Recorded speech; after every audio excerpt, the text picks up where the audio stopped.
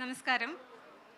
ഹോർത്തൂസിലെ സെഷനുകളിൽ ഒരു വളരെ വൈബ്രൻ്റായ, ഡൈനമിക്കായ, കളർഫുള്ളായ സെഷനാണ് നമ്മളിപ്പോൾ ഇവിടെ ചെയ്യുന്നത്. ഫാഷൻ. ഇവർ ടോപ്പിക്ക് പറഞ്ഞപ്പോൾ സുന്ദരികളും സുന്ദരന്മാരും എന്ന് പറഞ്ഞു. അതൊരു പൊളിറ്റിക്കലി കറക്റ്റായ പ്രയോഗമാണോ എന്ന് നമുക്കറിയില്ല. എങ്കിൽ പോലും നമുക്ക് നമ്മുടെ വിഷയത്തിലേക്ക് കടക്കാം. ഈ ഫാഷൻ എന്നുള്ള ഒരു വാക്കിന് പകരൊരു മലയാളം വാക്കില്ല. മാത്രമല്ല, മലയാളികൾക്ക് പൊതുവെ വളരെ ആശയക്കുഴപ്പമുള്ളൊരു വാക്കാണ് ഫാഷൻ. പാശ്ചാത്യരുടെ വസ്ത്രധാരണമാണ്, അല്ലെങ്കിൽ ബോളിവുഡിലെ സെലിബ്രിറ്റികളുടേതാണ്, അതുമല്ലെങ്കിൽ ഫാഷൻ ഷോകളിൽ വരുന്ന വസ്ത്രങ്ങളാണ് ഫാഷൻ എന്നാണ് പൊതുവെ സോഫാർ കരുതിയിരുന്നത്. നമ്മുടേതായ എന്തോ ഒന്നാണ് എന്ന് കരുതാത്ത ഒരു രീതി. അപ്പം നമുക്ക് ആ വിഷയത്തിലേക്ക് കടക്കാം. എന്താണ് ഫാഷൻ?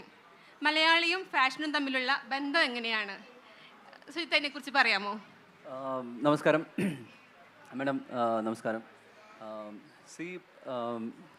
എനിക്കൊന്ന് ഫാഷനേക്കാൾ ബിയോണ്ടായിട്ട് നമ്മൾ കണക്കാക്കേണ്ടത് കുറച്ചും കൂടെ നമ്മൾ വസ്ത്രം ധരിക്കുന്നു എന്നുള്ളത് തന്നെയാണ്, അല്ലെങ്കിൽ വസ്ത്രം എങ്ങനെ ഇരിക്കണം എന്നുള്ളതാണ് നമ്മുടെ ധാരണ എന്നുള്ളതാണ് ഫാഷൻ. പിന്നെ ഫാഷൻ എന്ന് പറയുന്നത് ഓരോ അവസരത്തിനനുസരിച്ച് മാറിക്കൊണ്ടിരിക്കുന്നു. ഫോർ എക്സാമ്പിൾ, ഇപ്പോൾ നമ്മളൊരു മാരേജിന് പോകുമ്പോൾ, അല്ലെങ്കിൽ ഇങ്ങനെ ഒരു പ്രോഗ്രാമിന് വരുമ്പോൾ, അല്ലെങ്കിൽ നമ്മുടെ ഒക്കേഷൻ അനുസരിച്ചും നമ്മുടെ കംഫർട്ട് അനുസരിച്ച് നമ്മുടെ സ്റ്റൈൽ കോഷൻ, ചില ആൾക്കാർക്ക് അതൊരു സ്റ്റൈലാണ്, അല്ലെങ്കിൽ ഞാനെന്ന് പറയുന്നൊരു വ്യക്തിത്വത്തിനെ മുന്നോട്ട് കാണിക്കുന്ന ഒരു കാര്യമായിട്ടാണ് ഫാഷൻ ആൾക്കാർ കാണുന്നത്. ആൻഡ് അങ്ങനെ ഇതൊരു ഒക്കേഷൻ, അല്ലെങ്കിൽ നമ്മൾ എവിടെയാണ്, എന്താണ് നമ്മളെന്ന് പറയുന്നൊരു വ്യക്തി ആരാണെന്നൊക്കെയുള്ള കുറേ ചോദ്യങ്ങൾക്ക് ഉത്തരമാണ്, അല്ലെങ്കിൽ അതിൻ്റെ ഒരു പിക്ചറൈസേഷനാണ് ഫാഷൻ എന്ന് പറയുന്നത്. ഇപ്പം അങ്ങനെയൊക്കെ വെച്ച് നോക്കുമ്പോൾ ഫാഷൻ നമ്മുടെ ഡെഫിനേഷൻ എന്ന് പറയുന്നത് തീർച്ചയായിട്ടും ഒക്കേഷണൽ വൈസ് എന്ത് നമ്മൾ ഇടുന്നു, അല്ലെങ്കിൽ ഇപ്പം നമ്മൾ രാത്രി കിടന്നുറങ്ങാൻ പോകുന്ന സമയത്ത് ധരിക്കുന്ന എന്ത്, അതല്ലല്ലോ നമ്മളെന്ന് പറയുന്നത്. So situational wise what we do, what we wear ആണ് ഫാഷൻ. ഈ മലയാളിയുടെ ഒരു ബന്ധം, മലയാളി ഫാഷനോട് ഒരു അകൽച്ച കാണിക്കുന്ന തോന്നിയിട്ടുണ്ടോ? പലപ്പോഴും പല പോലെയാണ്. പല ജനറേഷനിലത്തെ ആൾക്കാരും പല രീതിയിലാണ്. ഇപ്പോൾ ജെൻസീസ് ആർ ലൈക്ക്, അവർ ഭയങ്കരമായിട്ട് അതിനെ ഏറ്റവും ആഘോഷിക്കുന്ന ആൾക്കാരായിട്ട് തോന്നിയിട്ടുണ്ട്. പക്ഷേ അത് എവിടെയാണ്, അല്ലെങ്കിൽ എവിടെ നിന്ന് മുതൽ എവിടെ വരെയാണ് വേണ്ടതെന്നുള്ളത് അവർക്കൊരു ധാരണ ആയിട്ടുണ്ടോ എന്നുള്ള കാര്യത്തിൽ എനിക്ക് ചെറിയ സംശയമുണ്ട്. ഒരു 50-60 ഒക്കെ കഴിഞ്ഞ ആൾക്കാർക്ക് അല്ലെങ്കിൽ ഇത് ഇത്രേ പാടുള്ളൂ എന്നുള്ളൊരു ചിന്ത ഉള്ള പോലെ തോന്നിയിട്ടുണ്ട്. So everybody of its their own എന്ന് പറഞ്ഞ പോലെ അവരവരുടെ രീതിയിൽ അത് വ്യത്യാസമാണ്. അപ്പോൾ അതിനൊരു സ്റ്റേറ്റ്മെൻറ്റിൽ ഒതുക്കാൻ കുറച്ച് ബുദ്ധിമുട്ടായിട്ട് എനിക്ക് തോന്നിയിട്ടുള്ളത്. സിന്ധു മാം, ആസ് എ ജേർണലിസ്റ്റ്, മാം എങ്ങനെയാണ് കേരളത്തിലെ ഒരു രീതിയെ നോക്കിക്കാണുന്നത് ജനറലായിട്ട്? നമസ്കാരം, എല്ലാവർക്കും നമസ്കാരം. ഞാൻ സിന്ധു. നമസ്കാരം. എനിക്ക് ഫാഷൻ എന്ന് പറഞ്ഞാൽ അത് നമ്മളുടെ ഒരു എക്സ്പ്രഷൻ അല്ലെങ്കിൽ ശൈലി എന്ന് പറയാം. ഞാൻ അങ്ങനെയാണ് അതിനെ കാണുന്നത്. നമ്മളുടെ ആത്മവിശ്വാസത്തിൻ്റെ ഒരു ബഹിർസ്ഫുരണം കൂടിയാണ് അത്. നമ്മൾ എത്ര കോൺഫിഡൻ്റ് ആയിരിക്കുന്നു അത്.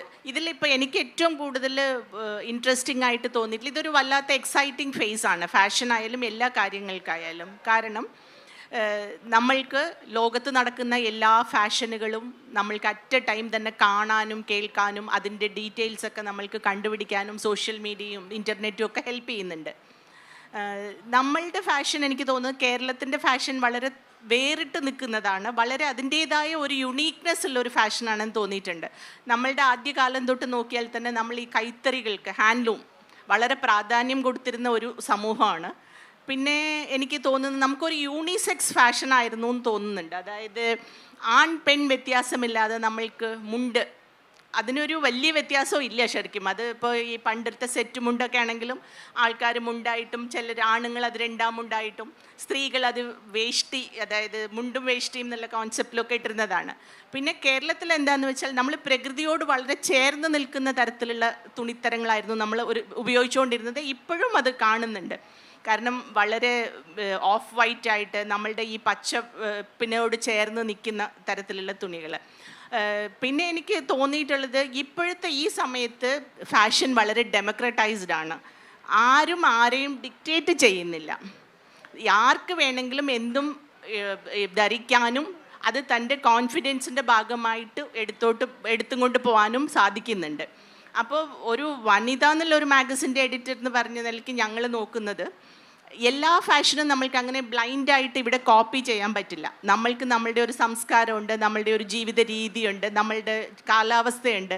അപ്പോൾ ഇതിനെല്ലാം ചേർന്ന് പോകുന്ന മാതിരി അതിനെ എങ്ങനെ ഈ സ്ഥലത്തേക്ക് അഡാപ്റ്റ് ചെയ്യാം എന്നുള്ളതാണ് ഏറ്റവും വലിയ ചലഞ്ച്. ഇതിൽ പറയുകയാണെങ്കിൽ ഞങ്ങളൊരു ഫിൽട്രേഷൻ സിസ്റ്റം ആണെന്ന് വേണമെങ്കിൽ പറയാം. കാരണം ഇന്നത്തെ ആൾക്കാരൊക്കെ വളരെ കൺഫ്യൂസ്ഡ് ആയിട്ടിരിക്കുകയാണ്. ഒരുപാട് നോയ്സാണ് ഫാഷൻ സീനിൽ. There is so much of noise. ഇതിൽ നിന്ന് നമുക്ക് എന്ത് വേണം, ഏത് എൻ്റെ ദേഹപ്രകൃതിക്ക് ചേരും, അല്ലെങ്കിൽ എൻ്റെ കാലാവസ്ഥയ്ക്കോ എൻ്റെ അഫോർഡബിലിറ്റിക്കോ ചേരും എന്നുള്ളത് ഒരു വലിയ ചലഞ്ചാണ്. അപ്പം ഞങ്ങൾ ചെയ്യുന്നത് എന്താണെന്ന് വെച്ചാൽ നമ്മളുടെ നാടിന്, നമ്മളുടെ സംസ്കാരത്തിന്, നമ്മളുടെ ശരീരപ്രകൃതികൾക്ക് ചേരുന്ന മാതിരി നമ്മളതിനെ അഡാപ്റ്റ് ചെയ്യാണ്. ഒരു എക്സാമ്പിൾ പറഞ്ഞാൽ 2025 കളർ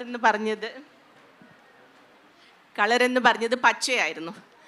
പച്ച റാമ്പിലെല്ലാം വന്ന് കത്തി നിൽക്കുന്ന സമയത്ത് നമ്മൾക്ക് റാമ്പിൽ യൂസ് ചെയ്യുന്ന ക്ലോത്ത്സ് ഡെയിലി വെയറിന് യൂസ് ചെയ്യാൻ പറ്റില്ല. അപ്പം നമ്മൾ അതിനെ വന്ന് പച്ച കൊണ്ട് എന്തെല്ലാം വന്ന് ഒരു ജെൻസിക്കായാലും ഒരു വീട്ടമ്മയ്ക്കായാലും ഒരു ഓഫീസ് ഗോയർക്കായാലും എങ്ങനെ അതിനെ അഡാപ്റ്റ് ചെയ്ത് വേറെ വേറെ വിധത്തിലുള്ള ഡെയിലി ഉപയോഗിക്കാൻ പറ്റുന്ന ഇതിലേക്ക് മാറ്റിയെടുക്കുക എന്നുള്ളത് ഞങ്ങൾ ഫീച്ചർ ചെയ്തിട്ടുണ്ടായിരുന്നു. അതുകൊണ്ട് ഫാഷൻ എനിക്ക് തോന്നുന്നത് നമ്മളുടെ ഒരു ശൈലിയാണ്. ഓരോരുത്തർക്കും ശൈലി എക്സ്പ്രസ് ചെയ്യാനുള്ള ഒരു റൈറ്റ് ഉണ്ട്.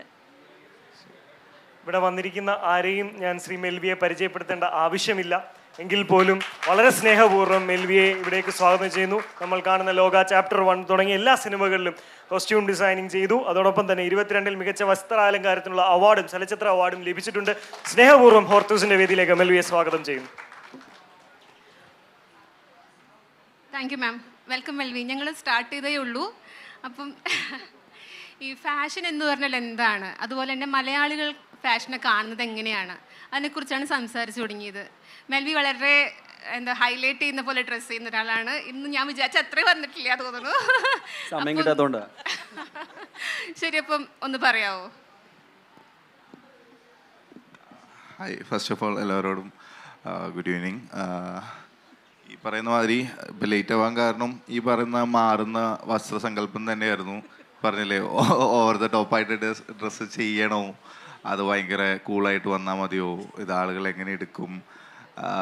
അതുകൊണ്ടാണ് മേ ബി ഞാനത് എല്ലാവരോടും സോറി പറയണു. ഞാൻ എൻ്റെ ഡ്രസ്സ് സെലക്ട് ചെയ്ത് സെറ്റ് ആവാനെടുത്ത സമയമാണ് ഞാനിവിടെ അരമണിക്കൂർ ലേറ്റ് ആവാൻ. ഫാഷൻ ഈസ് ലൈക്ക് നമ്മളെ ലേറ്റ് ആക്കുന്ന സാധനമാണ് ഫാഷൻ. അതെ അതെ അതെ, അതാണ് ഇപ്പോൾ ഈ പറയുന്ന കോൺസെപ്റ്റും അത് തന്നെയാണ്. മാറുന്ന സുന്ദരന്മാരും സുന്ദരികളും എന്ന് പറയുന്ന കോൺസെപ്റ്റ് അത് തന്നെ. നമ്മൾക്ക് എപ്പോഴും fashion day to day update ആയിക്കൊണ്ടിരിക്കുകയാണ്. ഇപ്പോൾ ഫാഷൻ ഭയങ്കര ഗ്രോ ചെയ്യുന്ന ഒരു ഇൻഡസ്ട്രിയാണ്. എപ്പോഴും മാറ്റങ്ങളും പുതിയ പുതിയ ചേഞ്ചസും എല്ലാം തരുന്നതാണ്. ദെൻ മലയാളികൾ എനിക്ക് തോന്നുന്നു, നമ്മൾ രണ്ടുപേരും ഫിലിം ഇൻഡസ്ട്രിയിൽ വർക്ക് ചെയ്യുന്ന ആളുകളാണ്. എനിക്ക് അറൗണ്ട് ഒരു 10 years എക്സ്പീരിയൻസ് ഉണ്ട്. ഞാൻ എൻ്റെ കോളേജ് കാലം തൊട്ട് സിനിമ മേഖലകളിൽ വരുന്ന സമയത്ത് നമ്മൾ പണ്ട് മാളുകളിലൊക്കെ പോകുമ്പോഴാണ് പർച്ചേസിങ്ങിന് കുറച്ചും കൂടി, കൊച്ചിയാണ് കുറച്ചും കൂടി ഫാഷനബിൾ ആയിട്ടുള്ളൊരു സിറ്റി ആയിട്ട് നമ്മൾ കാണുന്നത്. അപ്പോൾ അവിടെയാണ് നമ്മൾ ആദ്യമായിട്ട് ഏറ്റവും കൂടുതൽ ഫാഷൻ ട്രെൻഡ് വരുന്നത് കൊച്ചിയിലാണ്. അപ്പോൾ ഞാൻ 10 വർഷം മുമ്പ് കണ്ട ഫാഷനും ഇപ്പോൾ കാണുന്ന ജനറേഷനും ജെൻസി കിഡ്സിൻ്റെ ഫാഷനും തമ്മിൽ ഭയങ്കര വേരിയേഷൻസ് ഉണ്ട്. നമ്മൾ പണ്ട് ബാംഗ്ലൂർ ബോംബെയിലൊക്കെ കാണുന്ന പോലെയാണ് ഇന്ന് നമ്മൾ കൊച്ചിയിൽ എല്ലാവരും ഡ്രസ്സിങ് സെൻസ് കാണുമ്പോൾ ഭയങ്കര ഹാപ്പിയാണ്. പണ്ടെന്ന് പറഞ്ഞു കഴിഞ്ഞാൽ ഭയങ്കര റെസ്ട്രിക്റ്റഡ് ആയിട്ട് അല്ലെങ്കിൽ ഫാമിലിയുടെ അല്ലെങ്കിൽ സൊസൈറ്റി എന്ത് തിങ്ക് ചെയ്യുന്നു എന്നുള്ള രീതിയിലേക്കായിരുന്നു പണ്ടത്തെ വസ്ത്രധാരണം. ഡെഫിനറ്റ്ലി അതിന് ഭയങ്കര മാറ്റങ്ങളുണ്ട്. മലയാളികളുടെ ഇടയിൽ ഭയങ്കരമായിട്ട് അത് അഡോപ്റ്റ് ചെയ്യുന്നുണ്ട്. ആളുകൾ ഫാഷനെ ഭയങ്കര രസകരമായിട്ട് സെൻസ് ചെയ്യുന്നുണ്ട് മലയാളികൾ. അതിൽ ഭയങ്കര ഹാപ്പിയാണ്. ഈവൻ നമ്മൾ തന്നെ കുറേ പിള്ളേരുകളെ കണ്ടിട്ട് തന്നെ ഇപ്പോഴത്തെ ജനറേഷനിൽ ജെൻസി കിഡ്സിനൊക്കെ കണ്ട് ഭയങ്കര ഇൻസ്പയറിങ് ആവാറുണ്ട്. ഈവൻ ചില സമയത്തൊക്കെ നമ്മൾ പർച്ചേസിങ്ങിനൊക്കെ പോകുമ്പോൾ നമ്മളും പർച്ചേസിങ്ങിൻ്റെ ഇതിനകത്ത് നമ്മളുടെ ഡ്രസ്സിങ്ങിന് അതൊന്നും പ്രോപ്പർലി നോക്കാറില്ല. ബട്ട് നമ്മൾ അവരുടെ കൂടെയൊക്കെ നിന്ന് ചില മാളുകളിൽ അല്ലെങ്കിൽ ചില സ്റ്റോറുകളിലൊക്കെ നമ്മൾ ചില കുട്ടികളൊക്കെ കാണുമ്പോൾ അയ്യോ ഭയങ്കര ഡ്രസ്ഡപ്പായിട്ടാണ് എല്ലാവരും ഇന്ന് സൊസൈറ്റിയിൽ ഇറങ്ങണേ. അതിനകത്ത് ഭയങ്കര ഹാപ്പിയാണ്. Thank you Melvy. നമ്മൾ പൊതുവെ ഫാഷനെ കുറിച്ച് പറയുമ്പോൾ പറയും സ്ത്രീകൾക്ക് ഒരുപാട് ചോയ്സ് ഉണ്ട്, നല്ല കളറുകളുണ്ട്. പുരുഷന്മാർക്ക് പൊതുവെ ചോയ്സ് കുറവാണ്, നിറങ്ങൾ കുറവാന്ന് പറയും. ഞങ്ങൾ സ്ത്രീകൾക്ക് വേറൊരു ഗുണം കൂടിയുണ്ട്, നമുക്ക് അച്ഛൻ്റെയോ ബ്രദറിൻ്റെയോ ബോയ് ഫ്രണ്ടിൻ്റെയോ ഒക്കെ ഉപയോഗിക്കാം. അങ്ങനൊരു ക്രോസ് ഓവർ പുരുഷന്മാരിൽ നടക്കുന്നുണ്ടോ? നിങ്ങൾ എന്തെങ്കിലും സ്ത്രീകളുടെ സാധനങ്ങൾ വാങ്ങാനോ ആഗ്രഹിക്കുകയോ വാങ്ങിക്കുകയോ ചെയ്തിട്ടുണ്ടോ? ഒരു പേഴ്സണൽ എക്സ്പീരിയൻസ് പറയാമോ? സുജിത്തിന് പറയാമോ? ഓക്കെ, സോ എനിക്ക് തോന്നുന്നു അങ്ങനെ വലിയ വേരിയേഷൻ വെക്കേണ്ട കാര്യമൊന്നുമില്ല. പിന്നെ എനിക്ക് തോന്നുന്നു ഇപ്പം റീസെൻ്റ്ലി ഒരു 2-3 വർഷം മുൻപാണല്ലോ നമ്മൾ ഈ എഗെയിൻ പാരലൽ ട്രൗസേഴ്സൊക്കെ വന്നു തുടങ്ങിയത്. സോ ആ സമയത്ത് പോലും ഐ തിങ്ക് ഇപ്പം നമ്മുടെ ഇവിടെയുള്ള എക്സിസ്റ്റിംഗ് ബ്രാൻഡ്സ് പലപ്പോഴും അവർക്ക് മെൻസ് വെയറിൽ അത് വരാൻ കുറച്ച് വൈകും. അപ്പോൾ എനിക്ക് ഓർമ്മയുണ്ട് ഞാൻ ലിവൈസിനൊക്കെ പോയിട്ട് സ്ത്രീകളുടെ ബൂട്ട് കട്ട് പാൻസ് ഒക്കെ വാങ്ങിച്ച് ഇട്ടിട്ടുണ്ട്. ഐ മീൻ ഭയങ്കര കംഫർട്ടബിളാണ്. കമ്പനീസ് എന്തോ വിചാരിക്കുന്ന ആൺപിള്ളേർ കുറച്ചും കൂടെ ടഫ് ആയതുകൊണ്ട് കുറേ ചാക്ക് പോലെ തുണികൾ കൊടുക്കാനും പെൺപിള്ളേർക്ക് ഭയങ്കര സോഫ്റ്റ് ആയിട്ട് ഈവൻ ഇന്ന ഗാർമെൻറ്റ്സ് ഐ തിങ്ക് എന്തോ എനിക്കറിയില്ല ലേഡീസിൻ്റെ ഗാർമെൻറ്റ്സ് ഭയങ്കര സോഫ്റ്റാണ്. ആൺപിള്ളേർ എന്തിനാണോ അങ്ങനെ എന്നുള്ളത്. സോ ഇൻ ദാറ്റ് സെൻസ് നമ്മൾ അങ്ങനത്തെ പാൻസൊക്കെ വാങ്ങിച്ചിട്ടുണ്ട്, അല്ലെങ്കിൽ ഇടാറുണ്ട്, അല്ലെങ്കിൽ അങ്ങനെ ഒരു വ്യത്യാസങ്ങളൊന്നും തോന്നാറൊന്നുമില്ല. പിന്നെ ടു ഈച്ച് എന്ന് പറഞ്ഞ പോലെ നമുക്ക് നമ്മളെന്താണെന്നുള്ളത് നമ്മൾ അറിഞ്ഞു കഴിഞ്ഞാൽ നമുക്ക് എന്ത് ഉപയോഗിക്കാം. നമ്മളവിടെ റെസ്ട്രിക്റ്റ് ചെയ്യേണ്ട കാര്യമില്ല. ആസ് മച്ച് ആസ് നമ്മളതിൽ കംഫർട്ടബിൾ ആണെങ്കിൽ. ഇപ്പം ഇദ്ദേഹത്തിനെ കാണുമ്പോൾ എനിക്ക് തോന്നാറുണ്ട്, ഇപ്പം I mean it's very good. I മീൻ അദ്ദേഹത്തിൻ്റെ കോൺഫിഡൻസ് ലെവൽ എന്ന് പറയുന്നത് എനിക്ക് തോന്നുന്നു മലയാള സിനിമയിലത്തെ രൺവീർ സിംഗ് ആണ് ആള് കോസ്റ്റ്യൂം ഡിസൈനിങ്ങിൽ. So very good. I mean express ചെയ്യാൻ സാധിക്കുന്നു. അല്ലെങ്കിൽ ഇവിടെ വന്നിട്ട് ഞാൻ ഡ്രസ്സപ്പ് ചെയ്യാൻ വേണ്ടി വൈകിയത് ഡ്രസ്സപ്പ് ചെയ്യാനുള്ള കാരണം കൊണ്ടാണെന്ന് പറയണമെങ്കിൽ അത് ഭയങ്കര ഇന്നസെൻസിൻ്റെയും അല്ലെങ്കിൽ ഒരു എന്താ പറയുന്ന ഒരു ഫിൽറ്റേഴ്സ് ഇല്ല എന്ന് വേണം പറയാൻ.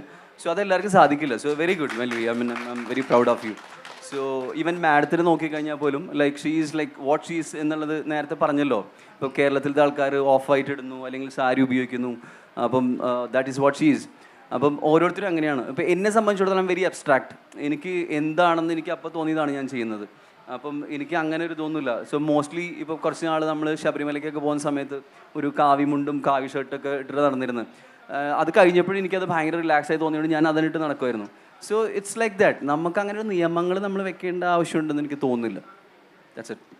മെൽവിയുടെ എക്സ്പീരിയൻസ് ഒന്ന് പറയാമോ? ഞാൻ നോക്കുകയാണെങ്കിൽ ഞാൻ എല്ലാം ഇടുന്ന ആളാണ്. ഇപ്പോൾ ഈ ഫാഷനെ ജെൻഡർ വെച്ച് തിരിക്കുന്ന കുറച്ച് കാര്യങ്ങളിൽ കംഫർട്ടബിൾ ആണ് ഈ ലേഡീസിൻ്റെ കാര്യങ്ങളിൽ. ബട്ട് ഇപ്പോൾ ഈ ആക്സസറീസ് ഞാൻ ഭയങ്കര ആക്സസറി ലവ് ചെയ്യുന്ന ആളാണ്. ഭയങ്കരമായിട്ട് ആക്സസറി ഞാൻ വെയർ ചെയ്യും. അപ്പോൾ അതിനൊരു ജെൻഡർ ഇക്വാലിറ്റിയിൽ വെച്ച് കഴിഞ്ഞാൽ എനിക്ക് ആക്സസറീസ് വെയർ ചെയ്യാൻ പറ്റില്ല. ഫാഷൻ്റെ കാര്യത്തിൽ നമുക്ക് ഒരിക്കലും ജെൻഡർ ഞാനങ്ങനെ കാണാറില്ല. ഇപ്പോൾ ഞാൻ പറയുകയാണെങ്കിൽ 70s 80s crop top fashion കൊണ്ടുവരുന്നത് മെൻസിന് വേണ്ടിയിട്ടുള്ള ഫാഷനായിരുന്നു. ദെൻ അത് പിന്നീടാണ് ലേഡീസിലേക്ക് അഡോപ്റ്റ് ആവുന്നതും. അപ്പോൾ ആദ്യമായിട്ട് മെൻസിനാണ് ക്രോപ്പ് ടോപ്പ് ഫാഷൻ വരുന്നത്. അപ്പോൾ അത് ജെൻഡർ ഈക്വാലിറ്റി ഉണ്ടെങ്കിൽ ലേഡീസിന് അത് വേണ്ട കാര്യമില്ലല്ലോ. ഇപ്പോൾ ഈവൻ ഇപ്പോൾ ബ്രോ പറഞ്ഞ പോലെ തന്നെ നമുക്ക് പർച്ചേസിങ്ങിന് പോകുന്ന സമയത്ത് നമുക്ക് ബൂട്ട് കട്ട് പാൻസ് കിട്ടില്ല. ലേഡീസിലായിരിക്കും സൈസ് സെറ്റ് ആവുക. നമ്മളാകെ ഹിപ്പ് സൈസ് കറക്റ്റാണോ എടുത്തിട്ട് വരാം. ബട്ട് മെജോറിറ്റി നമ്മുടെ എല്ലാ സിനിമകളിലും അല്ലെങ്കിൽ കുറേ ഡിസൈനേഴ്സും അത് തന്നെയാണ് ചെയ്യുന്നത്. അങ്ങനെ ഇപ്പോൾ ചില ടീഷർട്ട്സ് അല്ലെങ്കിൽ ചില ജാക്കറ്റ്സ് നമുക്ക് സൈസ് വൈസ് നമ്മൾ ലേഡീസിൻ്റെ നിന്ന് എടുത്തിട്ട് നമ്മൾ മെൻസിന് ട്രൈ ഔട്ട് ചെയ്യാറുണ്ട്. അങ്ങനെ കുറേ കാര്യങ്ങളിൽ കൺസേൺ ആയിട്ട് ലേഡീസിൻ്റെ പാറ്റേണുകളുണ്ട്. ബട്ട് മെജോറിറ്റിയിൽ നമുക്ക് എങ്ങനെ സ്റ്റൈൽ ചെയ്യാൻ പറ്റുക, നമുക്ക് എന്ത് വെയർ ചെയ്യാൻ പറ്റുക, നമുക്ക് എന്താണ് ഇഷ്ടപ്പെടുക, അത് ഫോളോ അപ്പ് ചെയ്തു പോകുന്നതാണ് എൻ്റെ ഒരു തിയറിയും ഫാഷനും. അതാണ് ഞാൻ ഏറ്റവും കൂടുതൽ ആക്സസറീസ് ചൂസ് ചെയ്യുന്നത് ഗേൾസിൻ്റെ സെക്ഷനിൽ നിന്നാണ്. കാരണം മെൻസിന് ഭയങ്കര ലിമിറ്റഡ് ആക്സസറീസ് ഇറക്കുന്നുള്ളൂ. അല്ലെങ്കിൽ ഏറ്റവും കൂടുതൽ സോഴ്സ് ചെയ്യാൻ പോകുമ്പോൾ ലേഡീസിൻ്റെ എന്ന് പറഞ്ഞു. ബട്ട് അത് നമ്മൾ വെയർ ചെയ്യുന്നത് ഓക്കെ ഞാനൊരു ഫെമിനിയൻ ടച്ച് ആവാൻ വേണ്ടിയിട്ടല്ല. ബട്ട് അത് എൻ്റെ ബ്യൂട്ടീനെ എൻഹാൻസ് ചെയ്യാൻ വേണ്ടിയിട്ട് ഞാൻ എൻ്റെ മാഡ് തോട്ടിൽ തോന്നുന്ന അല്ലെങ്കിൽ എൻ്റെ ഫാഷനോടുള്ള എൻ്റെ അതിയായ എന്താ പറയുക ഭ്രാന്തമായിട്ടുള്ള സെൻസായിരിക്കാം എന്നെ അത്രയും ആക്സസറി ലവറാക്കിയത്. അല്ലെങ്കിൽ ഏതെങ്കിലും റെയർ ആക്സസറി കണ്ടു കഴിഞ്ഞാൽ അത് നമുക്ക് എങ്ങനെ വെയർ ചെയ്യാൻ പറ്റും. അത് ഞാൻ വെയർ ചെയ്താലും കുഴപ്പമില്ല. ഇപ്പോൾ ഈവൻ ലാസ്റ്റ് അത് ലാലേട്ടൻ്റെ ഒരു മലബാർ ഗോൾഡിൻ്റെ ഒരു ആഡിൽ നമ്മൾ ലാലേട്ടൻ ആക്സസറി ദെൻ അത് ആണുങ്ങളും നല്ല രീതിയിൽ ആക്സസറി ചെയ്താൽ നല്ലതാണ്. ഈവൻ എനിക്കറിയാവുന്ന കുറേ ഫ്രണ്ട്സ് ഉണ്ട് ഒരു കൈൻഡ് ഓഫ് ഫെമിനിയൻ ടച്ച് ഒന്നും ഇല്ലാതെ കുറേ പേര് സാരി വെയർ ചെയ്യുന്ന കുറച്ച് പേര് എനിക്കറിയാം. ദെൻ ഞാനും സാരി ലൈഫിൽ വെയർ ചെയ്തിട്ടുണ്ട്. ബട്ട് ഇങ്ങനെ വന്നിട്ടില്ല. ബട്ട് ഞാൻ സ്കേർട്ട് വെയർ ചെയ്തിട്ടുണ്ട്, ഞാൻ ഗൗൺസ് വെയർ ചെയ്തിട്ടുണ്ട്. ഞാൻ സ്റ്റേറ്റ് അവാർഡ് മേടിക്കാൻ പോയതൊരു ഗൗൺ ഇട്ടിട്ടാണ്. അപ്പോൾ ദെൻ അതെനിക്ക് ഭയങ്കര കംഫർട്ടബിൾ ആയിരുന്നു. അതിനെനിക്കൊരു എനിക്കൊരു ഫെമിനിയൻ ടച്ച് ഉണ്ടായിട്ടല്ല. ബട്ട് ഞാൻ ഭയങ്കര ഫാഷനെ ലവ് ചെയ്യുന്നത് കൊണ്ട് ഞാനത് അങ്ങനെ വെയർ ചെയ്യുന്നു. സിന്ധു മാം ആഡ് ചെയ്യാനുണ്ടോ എന്തെങ്കിലും? എനിക്ക് തോന്നിയിട്ടുള്ളത് it is easy for like women to adapt men's fashion തോന്നിയിട്ടുണ്ട്. കാരണം എപ്പോഴും പെൺകുട്ടികൾക്ക് മോസ്റ്റ്ലി വന്ന് ബ്രദേഴ്സും ഫാദേഴ്സും ഒക്കെയാണ് ഐഡൽസ് വളർന്നു വരുമ്പോൾ. അമ്മമാരും സിസ്റ്റേഴ്സൊക്കെ എപ്പോഴും കുറച്ച് ടഫായിരിക്കും നമ്മളോട്. അതുകൊണ്ട് അപ്പം I had lot of experience wearing like my uncle's costumes. I don't have a brother, and after marriage my husband's shirts, t-shirts, even now I do that. പക്ഷേ എനിക്ക് തോന്നി ഹാരം പാൻസ് അങ്ങനെ ഇപ്പോൾ കുറേ യൂണിസെക്സ് ഇതുകളുണ്ട്. അപ്പോൾ അതുകൊണ്ട് വളരെ പ്രത്യേകിച്ച് അങ്ങനെ മാർക്ക്ഡ് ആക്കേണ്ട ആവശ്യമുണ്ടെന്ന് എനിക്ക് തോന്നിയിട്ടില്ല. Only thing I think the nuances ഇങ്ങനെ പറയില്ലേ, ലേഡീസിൻ്റെ ഒരു പർട്ടിക്കുലർ സൈഡിലേക്കാണ് ബട്ടൺ ഹോൾസ് ഉണ്ടാവുക, മെന്നിൻ അതൊക്കെ എടുത്തു കളയാമെന്നാണ് എനിക്ക് തോന്നുന്നത്. Okay okay. നമ്മളീ പറഞ്ഞ യൂണിസെക്സിനെ പറ്റി ഇപ്പോൾ സംസാരിച്ചല്ലോ. അപ്പോൾ യൂണിസെക്സ് ഫാഷൻ എന്ന് പറയുന്നത് ഒരു പൊളിറ്റിക്കൽ കറക്റ്റ്നെസ്സിൻ്റെ ഭാഗമായിട്ട് വന്നതാണോ? അത് ഇതിന് മുമ്പ് ഫാഷൻ സൈക്ലിക്കലാന്ന് പറയാറുണ്ട്. അപ്പോൾ ഇതിന് മുമ്പും ഇത്തരം ജെൻഡർ ഫ്ലൂയിഡ് അല്ലെങ്കിൽ യൂണിസെക്സ് ഫാഷൻ ഉണ്ടായിട്ടുണ്ടോ? പറഞ്ഞിരുന്ന ഞാൻ പറഞ്ഞ പോലെ നമ്മുടെ ഫാഷൻ പണ്ട് യൂണിസെക്സ് ആയിരുന്നു. കാരണം മുണ്ടാണ്, സ്ത്രീകളും പുരുഷന്മാരും മുണ്ട് മാത്രം എടുത്തിരുന്നത്.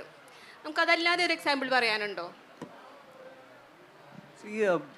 അത് ഭയങ്കര കറക്റ്റാണ് നേരത്തെ പറഞ്ഞത്. ഇപ്പം നമ്മുടെ ഒരു like grand father grand mother അവരുടെയൊക്കെ ഏജിലേക്ക് പോയി കഴിഞ്ഞ് കഴിഞ്ഞാൽ എല്ലാവരും മുണ്ട് തന്നെയാണ് കൊടുക്കുന്നത് അല്ലേ? മുണ്ട്, ബ്ലൗസ്, മെയില്, പിന്നെ അല്ലെങ്കിൽ അവർ ഷർട്ട്. ഈവൻ സാരി നമ്മുടെ എല്ലാം തോന്നുന്നു അല്ലേ? സാരിയൊക്കെ പിന്നെ വന്നതാന്ന് തോന്നുന്നു. മുണ്ട് ആയിരിക്കണം. So C it was very simple അല്ലേ? നമ്മളൊരു കഷ്ണം തുണിയെ നമ്മൾ എങ്ങനെ റാപ്പ് ചെയ്യുന്നു എന്നുള്ള സാധനം മാത്രമാണ് മുണ്ട്. ഏറ്റവും ബേസിക് ആയിട്ടുള്ള വസ്ത്രധാരണമാണത്. സോ അതങ്ങനെ ഭയങ്കര രസമായിട്ട് എനിക്ക് തോന്നിയിട്ടുള്ളത്. അല്ലെങ്കിൽ അതിനേക്കാൾ കംഫർട്ടബിൾ ആയിട്ടുള്ള വേറൊരു ഒരു അറ്റയർ വേറെ ഇല്ല. ഇനി അഗൈൻ നമ്മൾ ബ്ലൗസിലേക്ക് പോയി കഴിഞ്ഞ് കഴിഞ്ഞാൽ ബ്ലൗസ് എന്ന് പറയുന്ന അത്രയും കോംപ്ലിക്കേറ്റഡ് ആയിട്ടുള്ള അല്ലെങ്കിൽ ഒരു സെക്കൻഡ് സ്കിന്നായിട്ട് അങ്ങനെ വസ്ത്രം ധരിക്കുന്ന ഇന്ത്യയിലല്ലാതെ വേറൊരു സ്ഥലത്ത് അങ്ങനെ നമ്മുടെ ട്രഡീഷണൽ ക്ലോതിങ് എന്ന് പറയുന്ന ഒരു വേറൊരു സാധനം ഉണ്ടെന്ന് ഞാൻ വിശ്വസിക്കുന്നില്ല. ബിക്കോസ് ഏറ്റവും കൂടുതൽ എത്ര ടാലൻ്റ് ആയിട്ടുള്ള ഒരു മാസ്റ്റർക്കും അല്ലെങ്കിൽ ടൈലർക്കും തയ്ക്കാനും അല്ലെങ്കിൽ തയ്ച്ച് കഴിഞ്ഞിട്ട് അത് ധരിപ്പിക്കാനും ബുദ്ധിമുട്ടുള്ള വസ്ത്രം എന്ന് പറയുന്നത് ബ്ലൗസാണ്. എഗെയിൻ ഫോർ വുമൻ നമുക്കറിയാം അവരുടെ പീരിയഡ്സ് അല്ലെങ്കിൽ അങ്ങനെയൊക്കെ ബന്ധപ്പെട്ടുള്ള പല സമയത്തും ഇന്നത്തെ ബോഡിയല്ല നാളെ സഡൻലി ചിലപ്പം ഇങ്ങനെയൊക്കെ പല ചേഞ്ചസ് ഉണ്ടാവും. സോ അത് നമ്മൾ ശരിക്കും ഏറ്റവും കോംപ്ലിക്കേറ്റഡ് ആയിട്ടുള്ള വസ്ത്രധാരണമാണത്. പക്ഷേ നമ്മുടെ ടൈലേഴ്സും മാസ്റ്റേഴ്സും ഭയങ്കര ടാലൻറ്റും പിന്നെ ഡിസൈനേഴ്സ് ഭയങ്കര അതിനും വലിയ ടാലൻ്റ് ആയതുകൊണ്ട് അയ്യോ ഇങ്ങനെ ഭയങ്കര രസമുള്ള കോസ്റ്റ്യൂം ഡിസൈനറാണ്. ഞാൻ ഭയങ്കരമായിട്ട് ആരാധിക്കുന്ന, അല്ലെങ്കിൽ ഞാൻ ഇയാളുടെ വർക്കുകളൊക്കെ കണ്ട് ഭയങ്കര റെസ്പെക്ട് ചെയ്തിട്ടുള്ള, നമ്മൾ അങ്ങോട്ട് കിട്ടും ഈക്വലി കോൺടാക്ട് ഒക്കെ ചെയ്ത് അങ്ങോട്ട് കിട്ടും. ശരി, നമ്മളിതിന് മുൻപ് ഫോൺ വിളിച്ച് പറഞ്ഞിട്ടുണ്ടായിരുന്നു എന്നെ ഒന്ന് പൊക്കണം എന്നുള്ളത്. അങ്ങനെ വിചാരിക്കണ്ട, അങ്ങനെയില്ല. ഞാൻ ആക്ച്വലി നമ്മൾ അങ്ങനെ ഒന്നുമില്ല. ബട്ട് ഫ്രാങ്ക്ലി സ്പീക്കിംഗ് നമുക്ക് ഇങ്ങനത്തെ കുറേ കാര്യങ്ങളുണ്ട്. ഇപ്പം നമ്മുടെ പല ആൾക്കാരും പല ലേഡീസും അവർ വന്നിട്ട് ബ്ലൗസൊക്കെ സ്റ്റിച്ച് ചെയ്യാൻ കൊടുത്തിട്ട് ഇയാൾക്ക് ഇത്ര അറിയില്ലേ എന്നുള്ളത് ഒരു സാധനം ഉണ്ടല്ലോ. അപ്പോൾ എന്നെ പറ്റിയിട്ടുള്ള അല്ല ഞാൻ പറയുന്നത്, generally each and every tailoring ഷോപ്പിൽ നമ്മൾ പോയി കഴിഞ്ഞ് കഴിഞ്ഞാൽ അവിടെ ചോദിക്കുന്നത്. പക്ഷേ അവർക്ക് അറിയില്ല, ഇത് ഏറ്റവും കോംപ്ലിക്കേറ്റഡ് ആയിട്ടുള്ള സാധനമാണ് അവർ ചോദിച്ചുകൊണ്ടിരിക്കുന്നത്. ബിക്കോസ് നമ്മുടെ സെക്കൻഡ് സ്കിൻ തന്നെയല്ലേ ബ്ലൗസ് ആരെങ്കിലും ലൂസ് ഫിറ്റ് ആയിട്ട് ഷർട്ട് പോലെ ഇടുന്നില്ലല്ലോ. സോ നമ്മൾ മനസ്സിലാക്കേണ്ടത് എന്താണെന്ന് വെച്ച് കഴിഞ്ഞാൽ നമ്മൾ ഭയങ്കര വലിയ സംഭവമാണ് ഇട്ടുകൊണ്ടിരിക്കുന്നത്.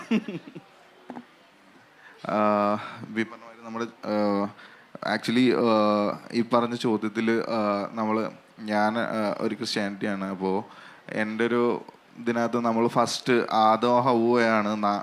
ഡ്രസ്സ് എന്ന് പറയുന്ന സാധനം നാണം മറയ്ക്കാൻ വേണ്ടിയിട്ടാണ്. നമ്മളെല്ലാവരും ഇപ്പോൾ ഡ്രസ്സ് ഇട്ടിട്ടുണ്ട്. ആദോ ഹവ്വയാണ് ഫസ്റ്റ് ക്ലോത്ത് വെയർ ചെയ്യുന്നതെന്ന് നമ്മൾ ബൈബിളിൽ പറയുന്നത്. ആ സമയത്ത് ജെൻഡർ ഇക്വാലിറ്റിയിൽ ആദത്തിനും ആക്ച്വലി നാണം മറയ്ക്കാൻ വേണ്ടിയിട്ട് പുരുഷന് നാണം മറയ്ക്കേണ്ട ഒരു ഏരിയ ബോഡിയുടെ അണ്ടർ താഴേക്കാണെങ്കിൽ വുമൻസിന് 2 പാർട്ടും നാണം മറയ്ക്കാൻ വേണ്ടി യൂസ് ചെയ്യണം.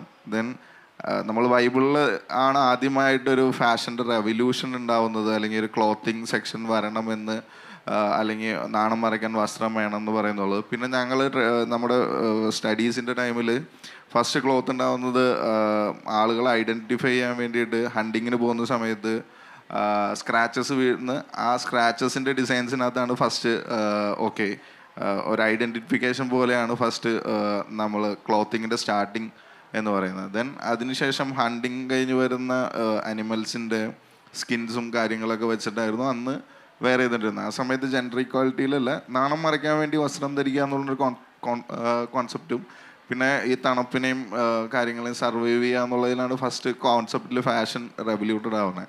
ദെൻ അതിനുശേഷമാണ് ഇങ്ങനെ ഫാഷൻ്റെ ഇൻഡസ്ട്രി അല്ലെങ്കിൽ ഫാഷൻ വെച്ച് ഏറ്റവും കൂടുതൽ വേൾഡിൽ നടക്കുന്ന ബിസിനസ്സുകളിൽ ഒന്ന് ഭക്ഷണം, പാർപ്പിടം, വസ്ത്രം, ഈ 3 കോൺസെപ്റ്റാണ്. അതിനകത്ത് ഫാഷൻ ഭയങ്കര ഇമ്പോർട്ടൻ്റ് ആയതുകൊണ്ട് ഫാഷൻ ഇങ്ങനെ ജെൻഡർ ഈക്വാലിറ്റി അല്ലെങ്കിൽ ജെൻഡറിന് വേണ്ടിയിട്ട് സ്പെഷ്യൽ ഇത് മാക്സിമം പ്രീമിയം സെല്ലിങ് എന്നൊക്കെ പറയുന്ന രീതിയിൽ അങ്ങനെ റെവല്യൂട്ടഡ് ആയതാണ്. എനിക്ക് കമ്പാരിറ്റീവ്ലി എൻ്റെ ഒരു ബ്രാൻഡൊക്കെ ഉണ്ടാവണമെങ്കിൽ അത് യൂണിസെക്സ് ആയിരിക്കണം, എല്ലാവർക്കും വെയർ ചെയ്യാൻ പറ്റണം. അങ്ങനെ ഒരു പ്രോപ്പർ ജെൻഡറിന് വേണ്ടി അല്ലെങ്കിൽ ഞാൻ എൻ്റെ പ്രോപ്പർ മാറ്റ് ഫാഷൻസ് ഒന്നും ഒരു ജെൻഡർ വേരിയേഷനിലല്ല ചെയ്യാറ്. ദെൻ എല്ലാവർക്കും വെയർ ചെയ്യാൻ പറ്റണം, ആര് വിട്ടാലും അത് ഓക്കെ എന്നുള്ള തോട്ട്സ് ഉള്ള ഒരാളാണ് ഞാൻ. ഓക്കെ, ഈ പണ്ടൊക്കെ നമ്മൾ സിനിമയിൽ കൂടെയാണ് ഫാഷൻ സൊസൈറ്റിയിലേക്ക് വന്നുകൊണ്ടിരുന്നത്. സിനിമയിലൊരു ഫാഷൻ കണ്ടിട്ട് അതുപോലെ പകർത്താൻ നോക്കും. പക്ഷേ ഇപ്പോൾ ജെൻസി എന്ന് പറയുമ്പോൾ ഗ്ലോബൽ ഫാഷൻ അപ്പം തന്നെ അറിയുന്ന ആൾക്കാരാണ്. ഫാഷന് വേണ്ടി സിനിമയിലേക്ക് നോക്കേണ്ട കാര്യമില്ല. പക്ഷേ അതേസമയം നിങ്ങൾക്കിതൊരു റെസ്ട്രിക്ഷനാണ്. ഒരു പുതിയ ട്രെൻഡ് ചെയ്യാൻ ബുദ്ധിമുട്ടുണ്ടോ? സിനിമയിൽ ഒരു കോസ്റ്റ്യൂം ഒരുക്കുമ്പോൾ ഒരു ട്രെൻഡ് ചെയ്യാനുള്ള ഒരു അവസരം നഷ്ടപ്പെടുവാണെന്ന് അങ്ങനെ തോന്നിയിട്ടുണ്ടോ? സുജിത്ത് ഒന്ന് പറയാമോ? എനിക്ക് തോന്നുന്നു സിനിമ ഒരിക്കലും ഒരു ഫാഷന് എന്താ പറയുക കാണിക്കാനുള്ള സ്ഥലമല്ല അറ്റ് ഫസ്റ്റ് പ്ലേസ്. പിന്നെ നിങ്ങൾക്ക് അങ്ങനെ ഒരു സ്ക്രിപ്റ്റ് വരുന്നു, അല്ലെങ്കിൽ ആ സ്ക്രിപ്റ്റിൽ അങ്ങനത്തെ ആൾക്കാരുണ്ട്, അല്ലെങ്കിൽ അങ്ങനെ ഫാഷൻ കാണിക്കാനുള്ള ഒരു അവസരമുണ്ട് എന്നുണ്ടെങ്കിൽ നിങ്ങൾ അതിനെ വളരെ വൃത്തിയായിട്ട് ഉപയോഗിക്കാം. പക്ഷേ അഗെയിൻ ഇപ്പോൾ ഒരു ജെൻസി ആണ് നിങ്ങളുടെ ക്യാരക്ടർ, പക്ഷേ he is very down to earth, അല്ലെങ്കിൽ സാധാരണ ഒരു സ്ഥലത്ത് നിന്ന് വരുന്ന ഒരാളാണെങ്കിൽ ചിലപ്പം ഇവിടേക്കുള്ള കടകളിൽ നിന്ന് സാധാരണ കടകളിൽ നിന്നൊക്കെ മേടിക്കുന്ന ഫാഷനല്ലേ പറ്റുള്ളൂ. അല്ല, അയാൾ കുറച്ചുകൂടെ എക്സ്പ്ലോർ ചെയ്യുന്ന ആളാണ്, ഹീസ് വെൽ ഓഫ് എന്നൊക്കെ പറയുന്ന സിറ്റുവേഷൻ ഉണ്ടെങ്കിൽ. So it's very character driven, story driven ആണ് സിനിമയെ സംബന്ധിച്ചിടത്തോളം. പിന്നെ ഇപ്പോൾ പണ്ട് കാലത്തൊക്കെ നമ്മൾ മണിച്ചിരത്താഴ് എന്ന് പറഞ്ഞ സിനിമയ്ക്കല്ലേ, സോ അവിടെ ഒരു സ്കോപ്പ് ആ ഡയറക്ടർക്ക് കണ്ടെത്താൻ സാധിക്കുകയാണ്. I mean he can wear, എനിക്ക് തോന്നുന്നു ഏറ്റവും ഫാഷൻ സ്റ്റേറ്റ്മെൻറ്റ് എന്ന് പറയുന്ന ഒരു സിനിമയാണത്. ബിക്കോസ് ഒരു സൈക്കാട്രിസ്റ്റ് ആയിട്ടുള്ള ഒരാൾ ഇങ്ങനത്തെ പാറ്റേണിലെ ഷർട്ടുകൾ ഇടുന്നു എന്ന് പറയുന്നത് ഒരിക്കലും ഇന്ന് അങ്ങനെ ക്യാരക്ടറിനെ നമ്മൾ വിലയിരുത്തുന്ന സമയത്ത് ഒരിക്കലും ആ ക്യാരക്ടർ ഡ്രസ് ഇടില്ല. അല്ലെങ്കിൽ ഇപ്പം ഞാനിപ്പോൾ റീസെൻ്റ്ലി ചെയ്ത സിനിമയാണ് എക്കോ എന്ന് പറയുന്നത്. സോ അതിൻ്റെ script writer and director Dinjith and അയാളുടെ പേര് ഞാൻ മറന്നുപോയി ഇപ്പോൾ. ഓക്കെ, സോ ഞാനിപ്പോൾ മീറ്റ് ചെയ്തുള്ളൂ. അപ്പം so what I'm trying to say is that അവരുടെ ക്ലാരിറ്റി ഉണ്ടല്ലോ, ലൈക്ക് ഇത് ഒരു മലയുടെ മേലെ നടക്കുന്ന ഒരു സിനിമയാണ്, മേ ബി അറൗണ്ട് ബാഹുൽ. Okay, so maybe around ഒരു 70s 80s നടക്കുന്ന സമയത്ത് അവർ ജാക്കറ്റ് ഇടുന്നു, അല്ലെങ്കിൽ അവർ ബെൽ ബോട്ടം പാൻസിൻ്റെ അടുത്തുള്ള വെരി ഫാഷൻ ഓറിയൻറ്റഡ് തിങ്സ്. പക്ഷേ അതിനെ അവിടെ കൊണ്ടുപോയി പ്ലേസ് ചെയ്യുന്ന സമയത്ത് അത് ഭയങ്കര കറക്റ്റ് ആവുന്നു എന്നൊക്കെ പറയില്ലേ. സോ ഒരു സ്ക്രിപ്റ്റിനെ മുന്നിലേക്ക് വെച്ചുകൊണ്ട് ഒരു ഡയറക്ടറും ഒരു സ്ക്രിപ്റ്റ് റൈറ്ററൊക്കെ കൺസീവ് ചെയ്യുന്ന ഒരു രീതിയുണ്ട്. ഐ മീൻ അത് അവരുടെ കോൺഫിഡൻസ് ആണ്. ഇപ്പോൾ ബ്രോഡാഡി എന്ന് പറഞ്ഞ സിനിമ നമ്മൾ ചെയ്യുന്ന സമയത്ത് അതൊരു വീടിൻ്റെ ഉള്ളിൽ നടക്കുന്ന അടുക്കളയുടെ ഉള്ളിൽ, അല്ലെങ്കിൽ അടുക്കള ആസ് വെൽ ആസ് കിച്ചൺ, അല്ലെങ്കിൽ എന്താ പറയുന്ന ഒരു ഹാളിലൊക്കെ നടക്കുന്ന സിനിമയാണല്ലോ മോസ്റ്റ്ലി. സോ അവിടെ ആ ലേഡി ഒരു സാരി ഇത്രയും ഫാഷനബിളായിട്ട് എടുക്കുന്നു എന്നുള്ളത് കുറേ ആൾക്കാർ ചോദിക്കും, ഓഫ് കോഴ്സ്. പക്ഷേ നമ്മൾ ആ സിനിമയെ അങ്ങനെയാണ് കൺസീവ് ചെയ്യുന്നത്, അല്ലെങ്കിൽ ആ സിനിമയിൽ അങ്ങനെ ഒരു ചാൻസും ഇല്ല. സോ ആ സിനിമ എന്താണ് മുന്നോട്ട് വെക്കുന്നത് എന്നുള്ളത് ഭയങ്കര ഇമ്പോർട്ടൻ്റ് ആണ്. പിന്നെ അങ്ങനത്തെ സിനിമകൾ നമുക്ക് കിട്ടുകയാണെങ്കിൽ ആൻഡ് ഈ പറയുന്ന ടെക്നീഷ്യൻസൊക്കെ അതിനെ മുന്നോട്ട് വെക്കുന്നുണ്ടെങ്കിൽ തീർച്ചയായിട്ടും നമുക്കത് ചെയ്യാം.